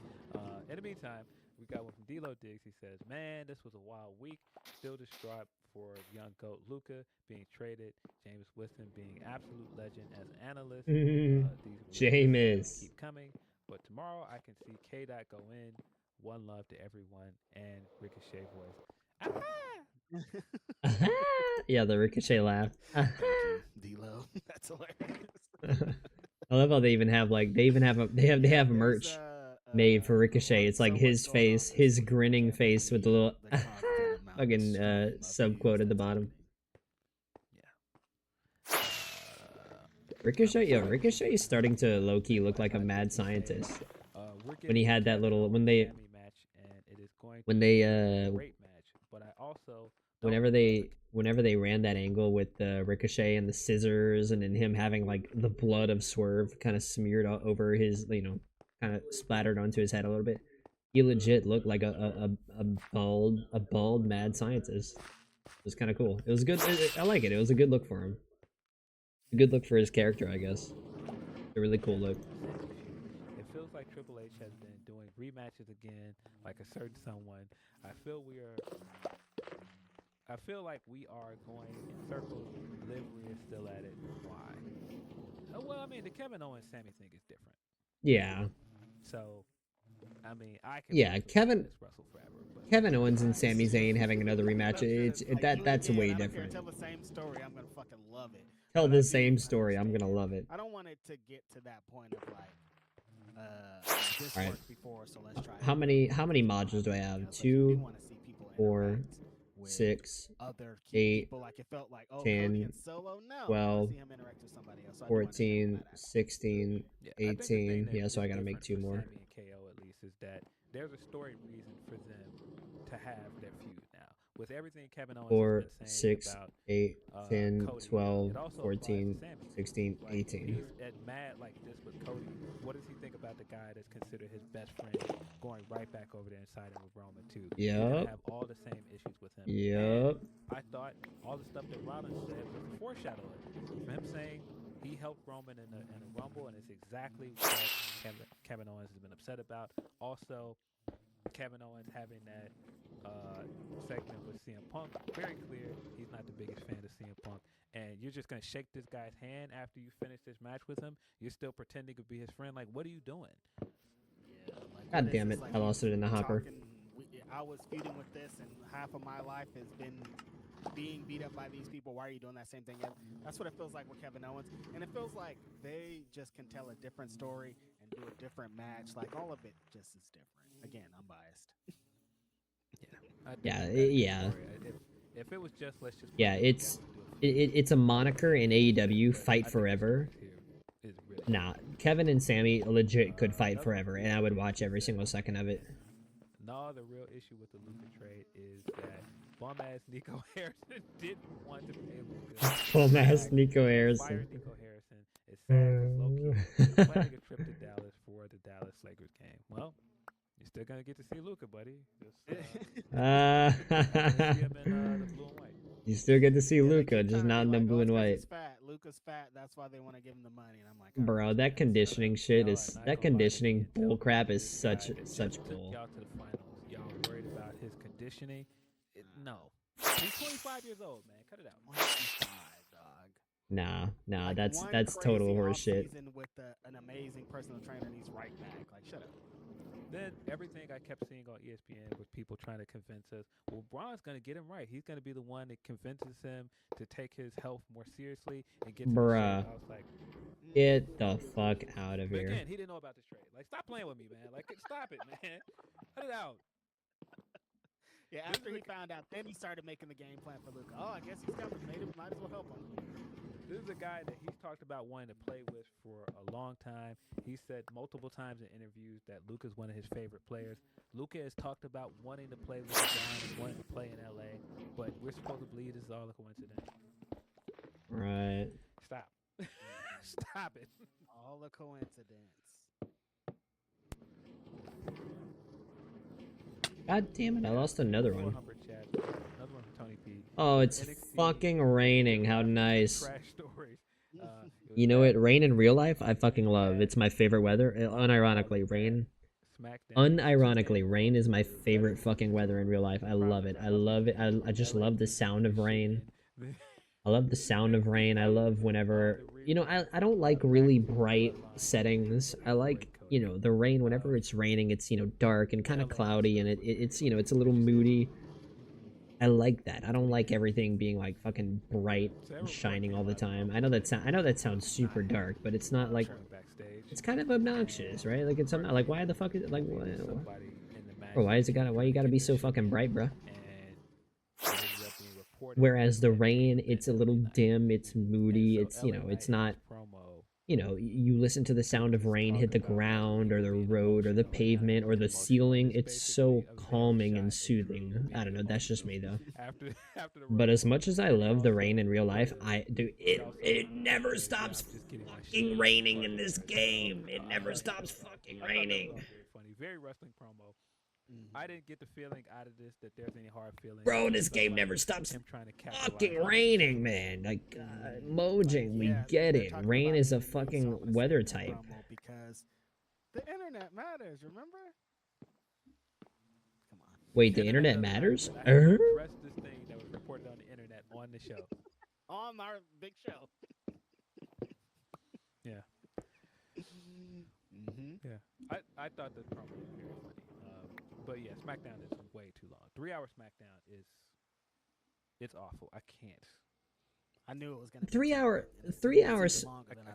3 hour SmackDown's not bad. They just don't have. SmackDown doesn't have the star power. Roman's not on it every week. They're without Roman every single week. Meanwhile, on Raw, you got Seth on there every week. Punk on there every week. I guess McIntyre. I guess McIntyre's gonna help out a little bit. 3 hours on Netflix. No, they do the same thing that I didn't like with the 3-hour shows with Raw. It's a lot of padding things and drawing things out. It's a lot of just like filler that we don't need. Yeah, dude. The last two episodes of Monday Night Raw have been like 2.5 hours. They haven't gone 3 hours in run length. From Rafael Garcia says, the runtime of the last two Monday Night Raws have been like 2 hours and 30 minutes. They're not going 3 hours. Do you agree? If not, who? And who would be the Romeo? Who would be the Romeo Miller to said Shad Moss? Is 12 enough to get this to level 4? Shad Moss is Bow Wow. There we go. With I 4 don't to think I spare. would make that comparison.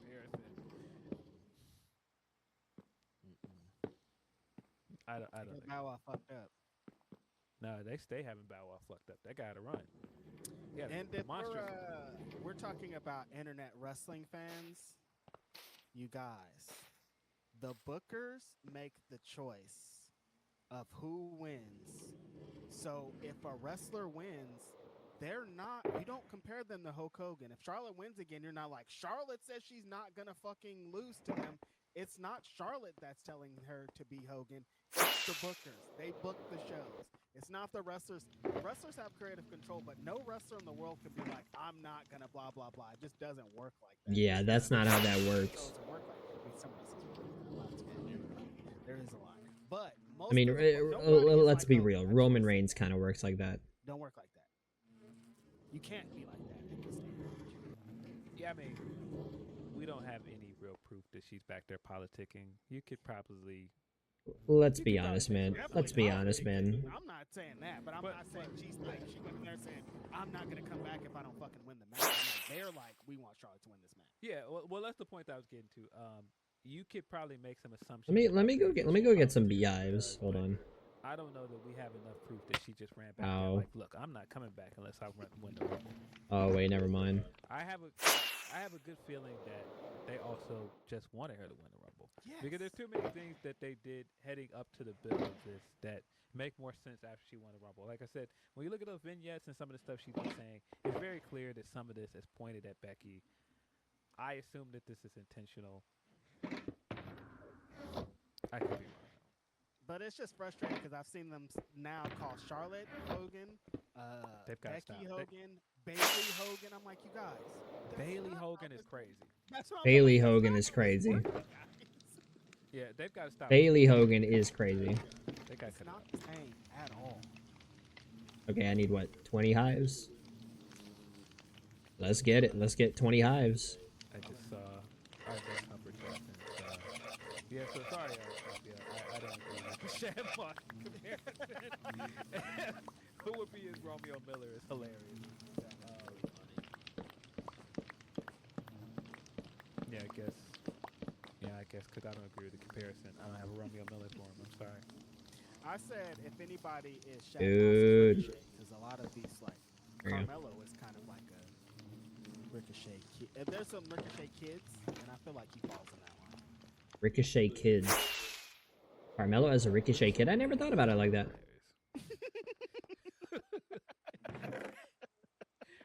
From New Lac City, Triple H is never beating these allegations. It's funny to me how people hitch their wagons to WWE because it's been coordinated on social media to make them cool, only to have. This is what, 18? So I'm missing 2 somewhere. Somewhere in this greenhouse, I'm missing 2. Yeah, the way Mello was used in the Rumble was not a fan. Yeah, Mello deserved a lot better in the Rumble. Him coming straight out on SmackDown, doing the same bit as him, going into Nick Aldis' office. Oh, we got a match for you. It's Tozawa, and then you end up having a competitive match with Tozawa. Why is he having competitive matches with Tozawa when nobody Exactly. Nobody does. If that was anybody else against Tozawa, they would have fucking squashed him. Yeah, seeing after the show, it's like there was only one official black wrestler in the 30-man battle royal. I was like, oh, that's great. And none of them were booked to matter. None of this New Day stuff is played into the pay-per-view or anything. I don't think that's a good sign. I don't think it's a good sign when we continue to lose black wrestlers as well. You just lost Cedric. You lost Ricochet, Bobby Lashley, MVP. You're building a collection of black talent that can eventually come up and matter on NXT, but all the stuff people were complaining about with black wrestlers on pay-per-views last year, you haven't really done anything to address it. I just don't have any faith in the NXT thing because historically we've seen black wrestlers shine in NXT, then they get to the main roster and it ain't shit. So I'm like, even if Oba's cooking down there, I feel like as soon as he gets What up the there, it's fuck? gonna be a fucking Apollo Crews or like we've seen it before, but then the main roster it ain't shit. So I can't have any faith until I see something happen. Yeah. Mello, I thought Mello went on the championships in NXT, cook, and gets up to the main roster. He's a fucking little dude. Yeah. Well, I mean, he's one of those guys that you can tell he's an HBK guy. You can tell HBK liked him. You can tell. It seems like Cody likes him because he keeps trying to slide him. There's into a lot of things things with him. Cody. But Yeah, I don't get it. I don't get why they're booking him this way. I don't like it. Speed was in there. I show Speed. What do I You need? like that part? You like that thing? I initially groaned when I saw I Show Speed running down, but when he helped to That's kick fair. Otis out and he started celebrating, I was like, okay, this is pretty funny. And then he proceeded to get speared out of his boots and thrown out of the ring like a piece of garbage, and I like cried laughing at it. The initial spear, I was like, "Oh my god, he died!" And then I He was like, died, yeah. Yeah, Braun Breaker killed him. This works. It felt unfortunate when there weren't a lot of black wrestlers in here, and this random black dude shows up in it. But I think like having a celebrity in the match, I'm not mad at it. I lived through Drew Carey showing up on this fucking Royal Rumble. Well, we've seen in this regime, in this era, that they definitely care more about having celebrities and influencers in certain places. So this isn't surprising. I thought that they used I Show Speed about the best that they could. I thought it worked out for them. Of course, they got the numbers off of it. It was a big moment for them. I thought it was very funny. Credit Boy, of course, being attached to it, because, of course, everything about it. Credit Boy. Speed, you're in. Get in there. Speed, you're in. Get in there. We need a replacement. Speed, get in there. Speed, you're in the Rumble. Speed, get in there. Not in the crowd being like, I don't know if I want to wrestle no more, guys. That's also very funny. That spear was crazy. That spear was brutal. Paul's not going anywhere. People keep being mad at him. Like, he's here to stay. You gotta leave him on.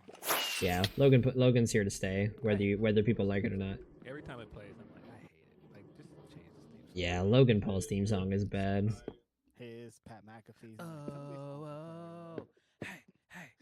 Hey, oh, cut this bullshit off, man. Cut this bullshit out, man.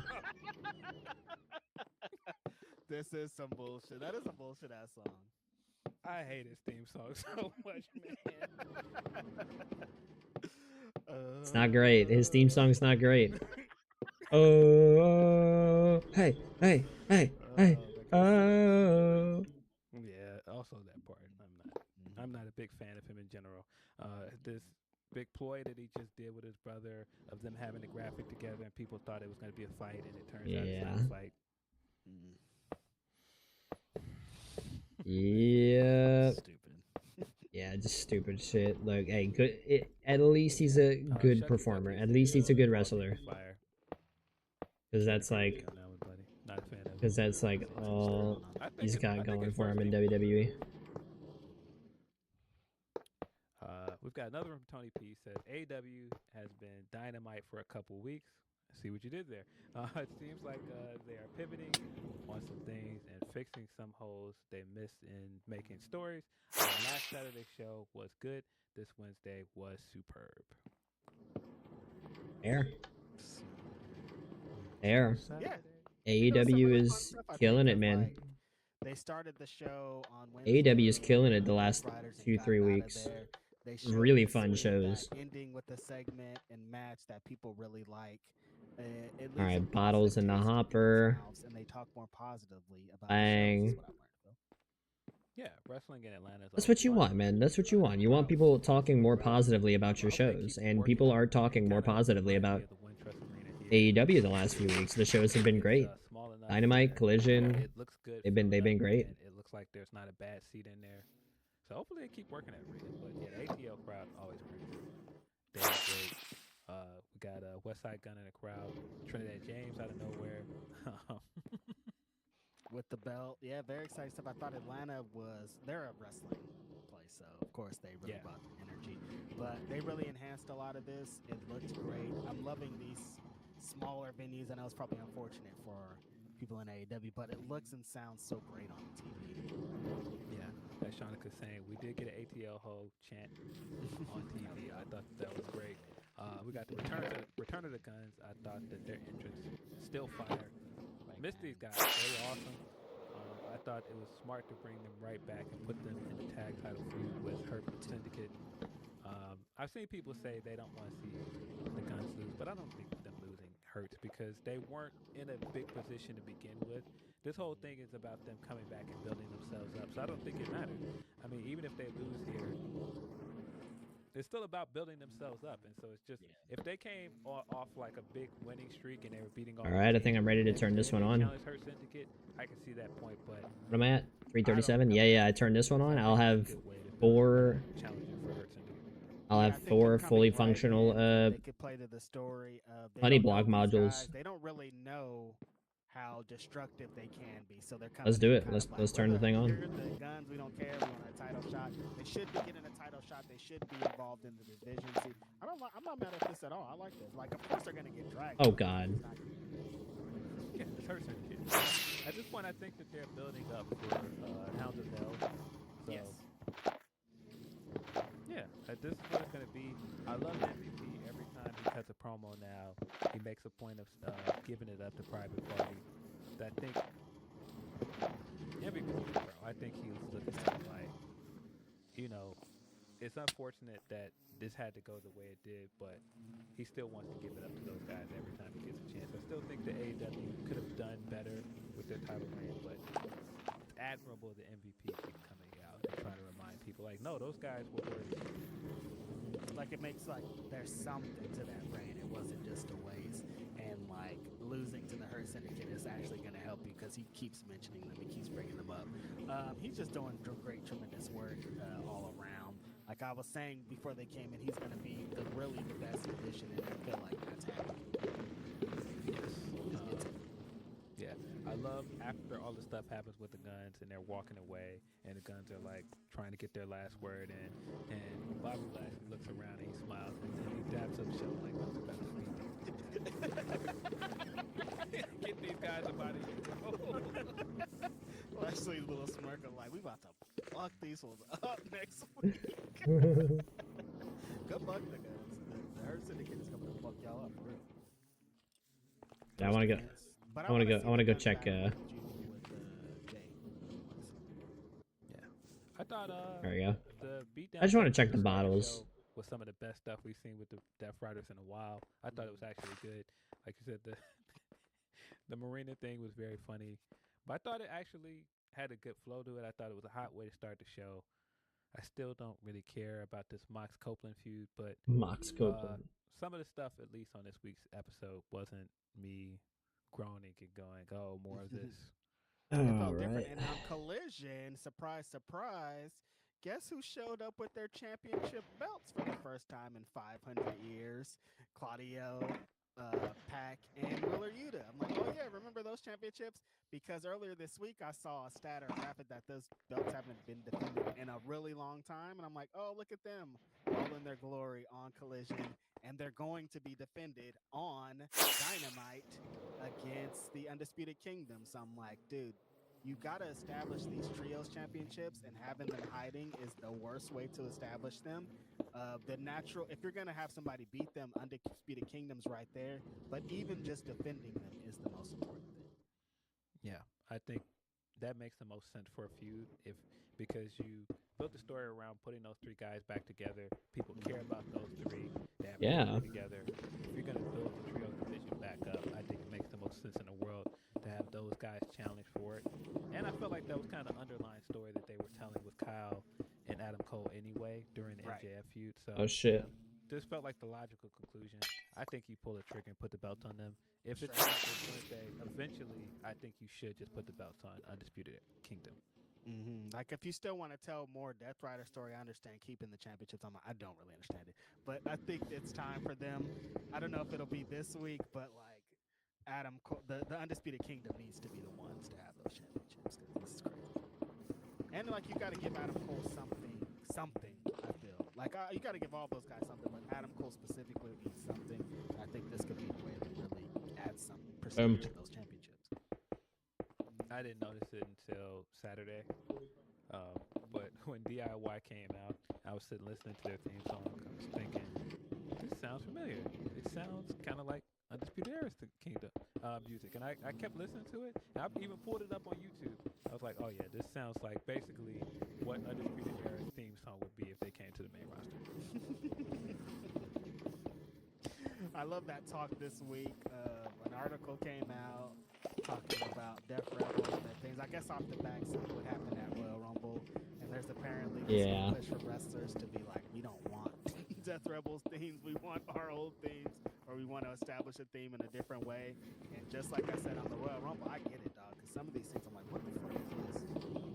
Yeah. Some of the songs themes are bad. There's also that clip Some of the of, theme songs are Bailey fucking choking. Have you seen that? bad. Bailey's coming out at a Fnatic event, and I think she's gonna do like some signings and stuff. Biggie's sitting there, and her music plays, and she sits down like, everybody likes that song, right? Huh? We love that song, right? Don't we love that song?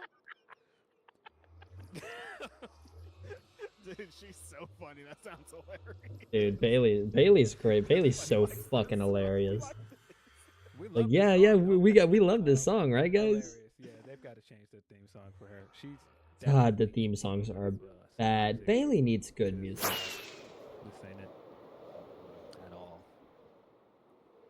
Like, if anybody deserves good music, good lord, give Bailey some better music. Other stuff from Dynamite that I freaking Role that's model. Good But god, it so opened bad. well, getting the official Mark Davis is joining Don Callis thing. We all knew that was eventually coming. Yeah. Yeah. They're doing some kind of tease where he doesn't want to be involved, and they're forcing him into it. But I always thought eventually you got to get Ozzy Open back together. Like, they don't have to be full time, but they need to be like in a crew together. Yeah. Yeah, but yeah, the biggest thing from this, of course, was the main event. That was the thing that they built for most of the week. Coming into Atlanta, the main event between Swerve and Ricochet. And I thought they did a great job from the pay-per-view on, building just the angle at the pay-per-view with the Continental Classic stuff. Really great stuff with Ricochet getting showered with the toilet paper. Then, of course, that leading to the stuff with the scissors on TV and the stuff ongoing from then. And then the collision stuff last week I thought was very good. That segment of Ricochet getting an interview and him still being like, I'm not going to be disrespected. And this is some of the best stuff he's done, I think. Yeah. Oh, yeah. I think he's felt as a character.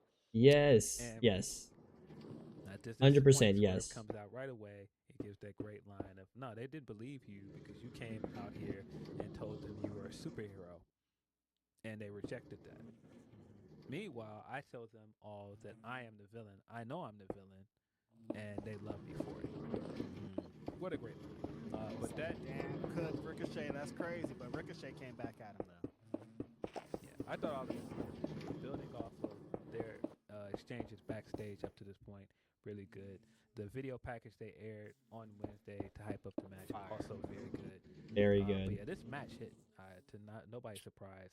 And the thing that I loved about it is Swerve going, no, this isn't going to be like, some exhibition. This isn't going to be a showing out athleticism or innovating. No, this is just going to be a fight. So when he said that, I was like, oh, you guys are going to pull off a cool spot. And then they pulled off that cool spot of that midair drop kick. I'm like, yeah, no athletic, nothing cool is gonna happen at all. Swerve, really believe you, and then they go out there and do some. It's not the craziest high flying stuff. It's just like, no, they're just great wrestlers that could do some amazing work together. That, of course, we've been seeing all week. They're both on the guardrail. Ricochet tries to hit Swerve with the Hurricane Rana. Swerve catches him and power bombs him onto the top of the guardrail. Disgusting work. Denise is like, that looks like a Darby Allin spot. I'm like, that is a Darby Allin spot, and I didn't think people besides Darby Allin would do it. But that's how Ricochet is. He's a versatile style wrestler. He can take. Oh, yeah. Yeah, I thought that guardrail spot was great. When Ricochet tried to come off the top and hit him with the Hurricane Rana on the apron, and he missed it, and then immediately collected and did the German. I thought that was such a great pivot because that move didn't work. For him to have the frame of mind to immediately change position and make that German look so good, that was great. Yeah. Like I mentioned, the midair drop kick, it looked like Swerve was getting ready for a leapfrog, and Ricochet just drop kicked him out of midair.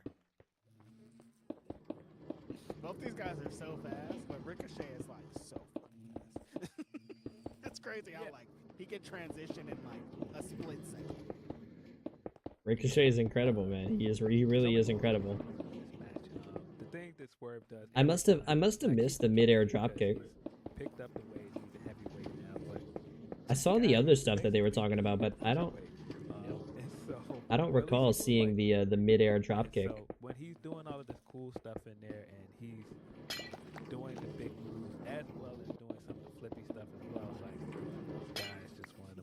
versatile worker. He's vastly improved as a talker. Like, we gotta have a conversation at some point about this guy not just proving that he could be a main event last year and becoming a champion, but everything that they've done with him in these kind of feuds where he's in there, where there's big stories. It's been incredible. I mean, the stuff that he did with Hangman is some of the best stuff Oh, Hangman shit. has done with the company. I mean, even the Hurricane stuff that they did last year, excellent stuff he was doing. Now watch. Next, and this Ricochet stuff is completely changed the perception of what Ricochet can do I still have the scaffolding on me? as a character and everything. Right here, I see it. That's what you want out of a top guy. That's what you want out of a franchise guy, that you can put him up against people and they're going to rise to the occasion with him. He's going to bring out the best in people, and he's shown that multiple times. Wait, Yeah, it's not just elevating himself, but he's elevating all of his opponents. Phil, I was down 5, on 6, 7, Ricochet. 8. Somebody that's Oh, been a it's lifelong 8 tall. Ricochet fan, it feels like at this point, was #1 on the front lines for him to get into AEW, and he came in and he felt a little bit directionless and didn't really know what was happening. But as soon as like the Cruiserweight Classic or the Continental Classic, and then getting locked in with Swerve, and the way that his character switched, and the way that he is working and everything that he's doing. This is the best Ricochet character I've ever seen on American television. The best I've ever seen him in his entire existence. And a lot of that reason is because he's across the ring from Swerve. And it just feels like Swerve is doing so much more than just being a top guy and getting himself over. He's getting everybody around him over. He's getting Nana over consistently. And he's making everybody feel like a threat. Like them having the match. He lost. Ricochet beat him. Hit him in the back of the head. Took Nana's, like I said earlier, they were saw it. Stole Nana's Jimmy Ray robe. And Stacks. Ricochet was walking out. Stacks and stacks of honey blocks. Like, with the robe, I was like, hey, yo. Like, when he came in, I was like, I don't know. Like, when he first got signed, I was like, okay. Probably won't be. Did I put the beehives back? I don't think I ever put the beehives back. Like, no, I didn't. Walking out on Dynamite, I was like, fuck all that. Ricochet could be world champion. This fool looks like a big star right now. Yeah. I mean, you got to give Ricochet a lot of credit. I feel like, especially in the Continental Classic, he really stepped up and he started getting better and better with each match. I know early on people were like not big fans of some of his early matches. All right, I feel I'm like at 3 hours 50. All right, I think I'll breed the bees and then I'll probably just. That match was excellent. I'll breed the bees and then call it there for the night, I guess. He hasn't really had bad matches since then. I mean, I didn't think any of his matches with AEW were bad to begin with. They weren't bad. They're just not up to his own level, you know? Yeah, and I think the thing that was missing is you coming in doing flippy stuff on a roster with like Command, all these other excellent in-ring guys. You need to add that other level to it. You got to add extra pieces to it, the character stuff that he's added. And so, specifically in this match, what a great inventive finish of him looking like he was scared to take the Swerve stomp, and so he throws his hands up and it accidentally hits the low blow. That reaction of him in the corner where he's looking around like, oh, wait, and then yeah, dude. Yeah, dude. Ricochet accidentally low blowing Swerve. So good, man. So fucking good. I can win this. I can win this. I can cheat to win. Really, really good. Great so finish. good. I haven't seen that finish used anywhere. Really smart way to keep. Great finish, man. And this immediately shoots in the face of people that are like, why are they putting this match on this card? You should be saving this match for a big show. Clearly, they're not done with this feud. No, they are not done with that feud at fucking all. To give them a main event. But this definitely feels like it's going to keep going to the main event. And like they only gave up 50% of what they could really do. You know what I mean? Like, you know, there's so much more for them to go. But just laying the foundation. A big match in Atlanta. I saw a lot of people coming into the show being like, I'm most excited about the main event. It felt like this show was built around that. And with everything happened, great execution, I think, from both guys. Yeah, really good stuff. And so at the end of it, Pie facing Nana, taking the road and getting out of there. I thought all of that made Ricochet look like a great heel in the show. I loved it. Yeah, that keeps the interest going. So when we do go back to this match at Revolution, There we go. Boom. do see this matchup, it's going to be even better. It's even more personal now. I love this. Everything about it. The stuff that they shot for Collision with Bun, really good. Then, like you said, the stuff on Defy, also very good. This guy, like I said, Swerve, he ain't had a bad feud in a long time, man. All these feuds are hidden. This is working out very, very well, and it's going to excel both these guys to even higher place. Ricochet is going to come out looking like another top guy off the bat. This is great. Let's see if they all find hives to go into. This all around. I thought the match I thought it was a step up. You could see that they pivoted in some ways because you could tell now people weren't feeling the stuff with Jeff Jarrett, and so it seems like we're going to get this match out of the way. And I definitely think now that Hangman Max is going to be the big pay-per-view match. They've teed it up at this point. They've had enough stare downs between them, enough exchanges. Dustin Rhodes coming out of nowhere and cutting the promo of a lifetime. It's not how I thought this would go, though. Yeah, Dustin Rhodes came out of fucking Dustin nowhere. Does have a tendency to do those surprising things where you're like, oh yeah, Dustin's coming, and then he comes out, has a little super impassioned promo.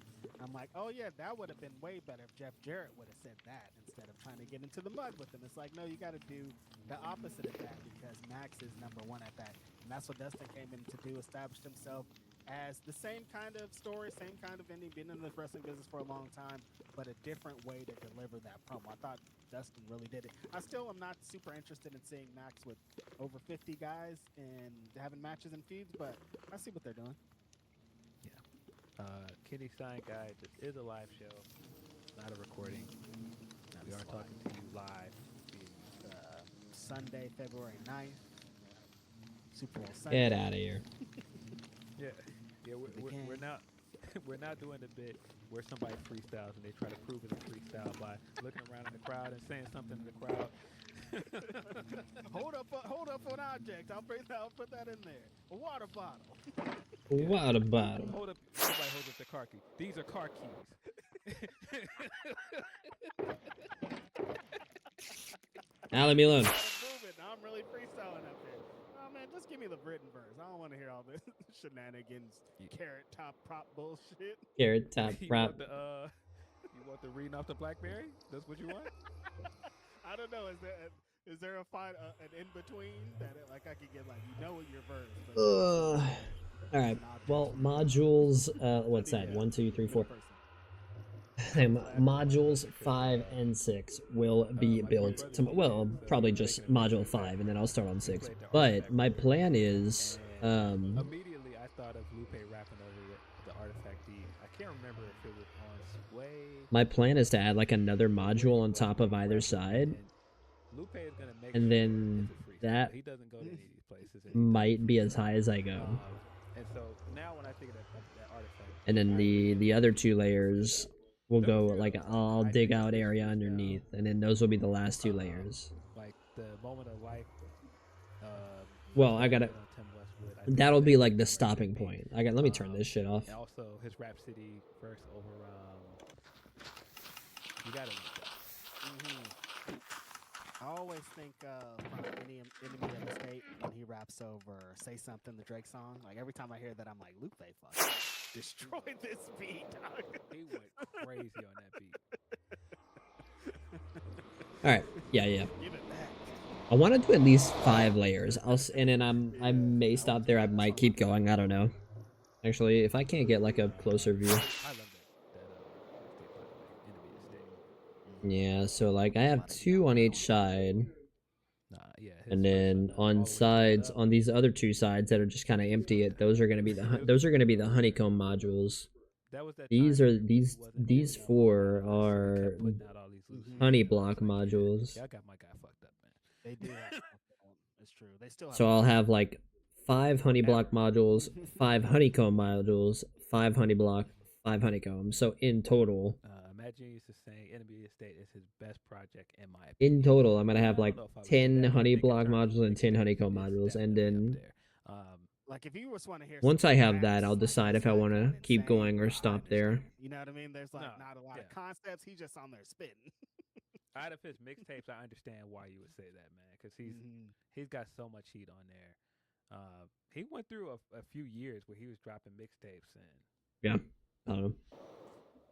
I don't know.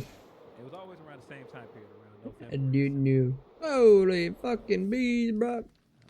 Gonna get into these last few humper chats and super chats and get on out of here. Anyway. We got one from Any Bianca. She fucking said, way. I'll go send it off in the bees. Crashing this week been wild. What is this Montoya thing? I keep seeing people talking about it. I have no idea what it is. Okay, shut these guys off first off. Shut these fucking guys off. Alright, I'm done. I'm done. Stop being reasonable. This is the internet. True, dude. Internet wrestling fans pretending to be mad about wrestling. Weirdos. It's okay. It's alright. It's fine to dislike a product. But when it becomes your whole personality, it's weird. That's weirdo behavior. It's really weird. Like super weirdo behavior. Super fucking weirdo behavior. You don't have to like you don't have to like AEW. You don't have to like WWE. But when you disliking one company or the other becomes your entire personality, it's fucking weird. It's weird as fucking shit. It's so fucking weird. So weird. So fucking weird. Just watch it or don't. It could not be more simple. I'm done buzzing around today. You know what I mean? Like messing with bees and shit. Sometimes there's so many bees in the little greenhouse area that you can't even hear them buzzing anymore. Their sounds don't even like feedback through the game. I don't know. Too many bees. Look at that guy. Look at that little cute. Look at little cute Art the Clown. Little cute Art the Clown. But yeah, I'm done buzzing around. I'm done fucking. I'm done being a busy bee. I'll pick it up tomorrow though. Pick it right back up tomorrow. I'm excited for the I'm excited for the end result. Like I'm getting that feeling again of like, oh man, I'm like really about to get into the grind of this build, and I can't wait to see it finished. Can't wait. Can't wait. Greatly fucking appreciate anybody for watching. For any microcosm of time, like honestly, if you just clicked on and clicked off for like a millisecond, or a minute, or an hour, or a week, a week of watch time? Nah, surely not. Surely not. Either way, I appreciate it. All the same. Means all the same to me.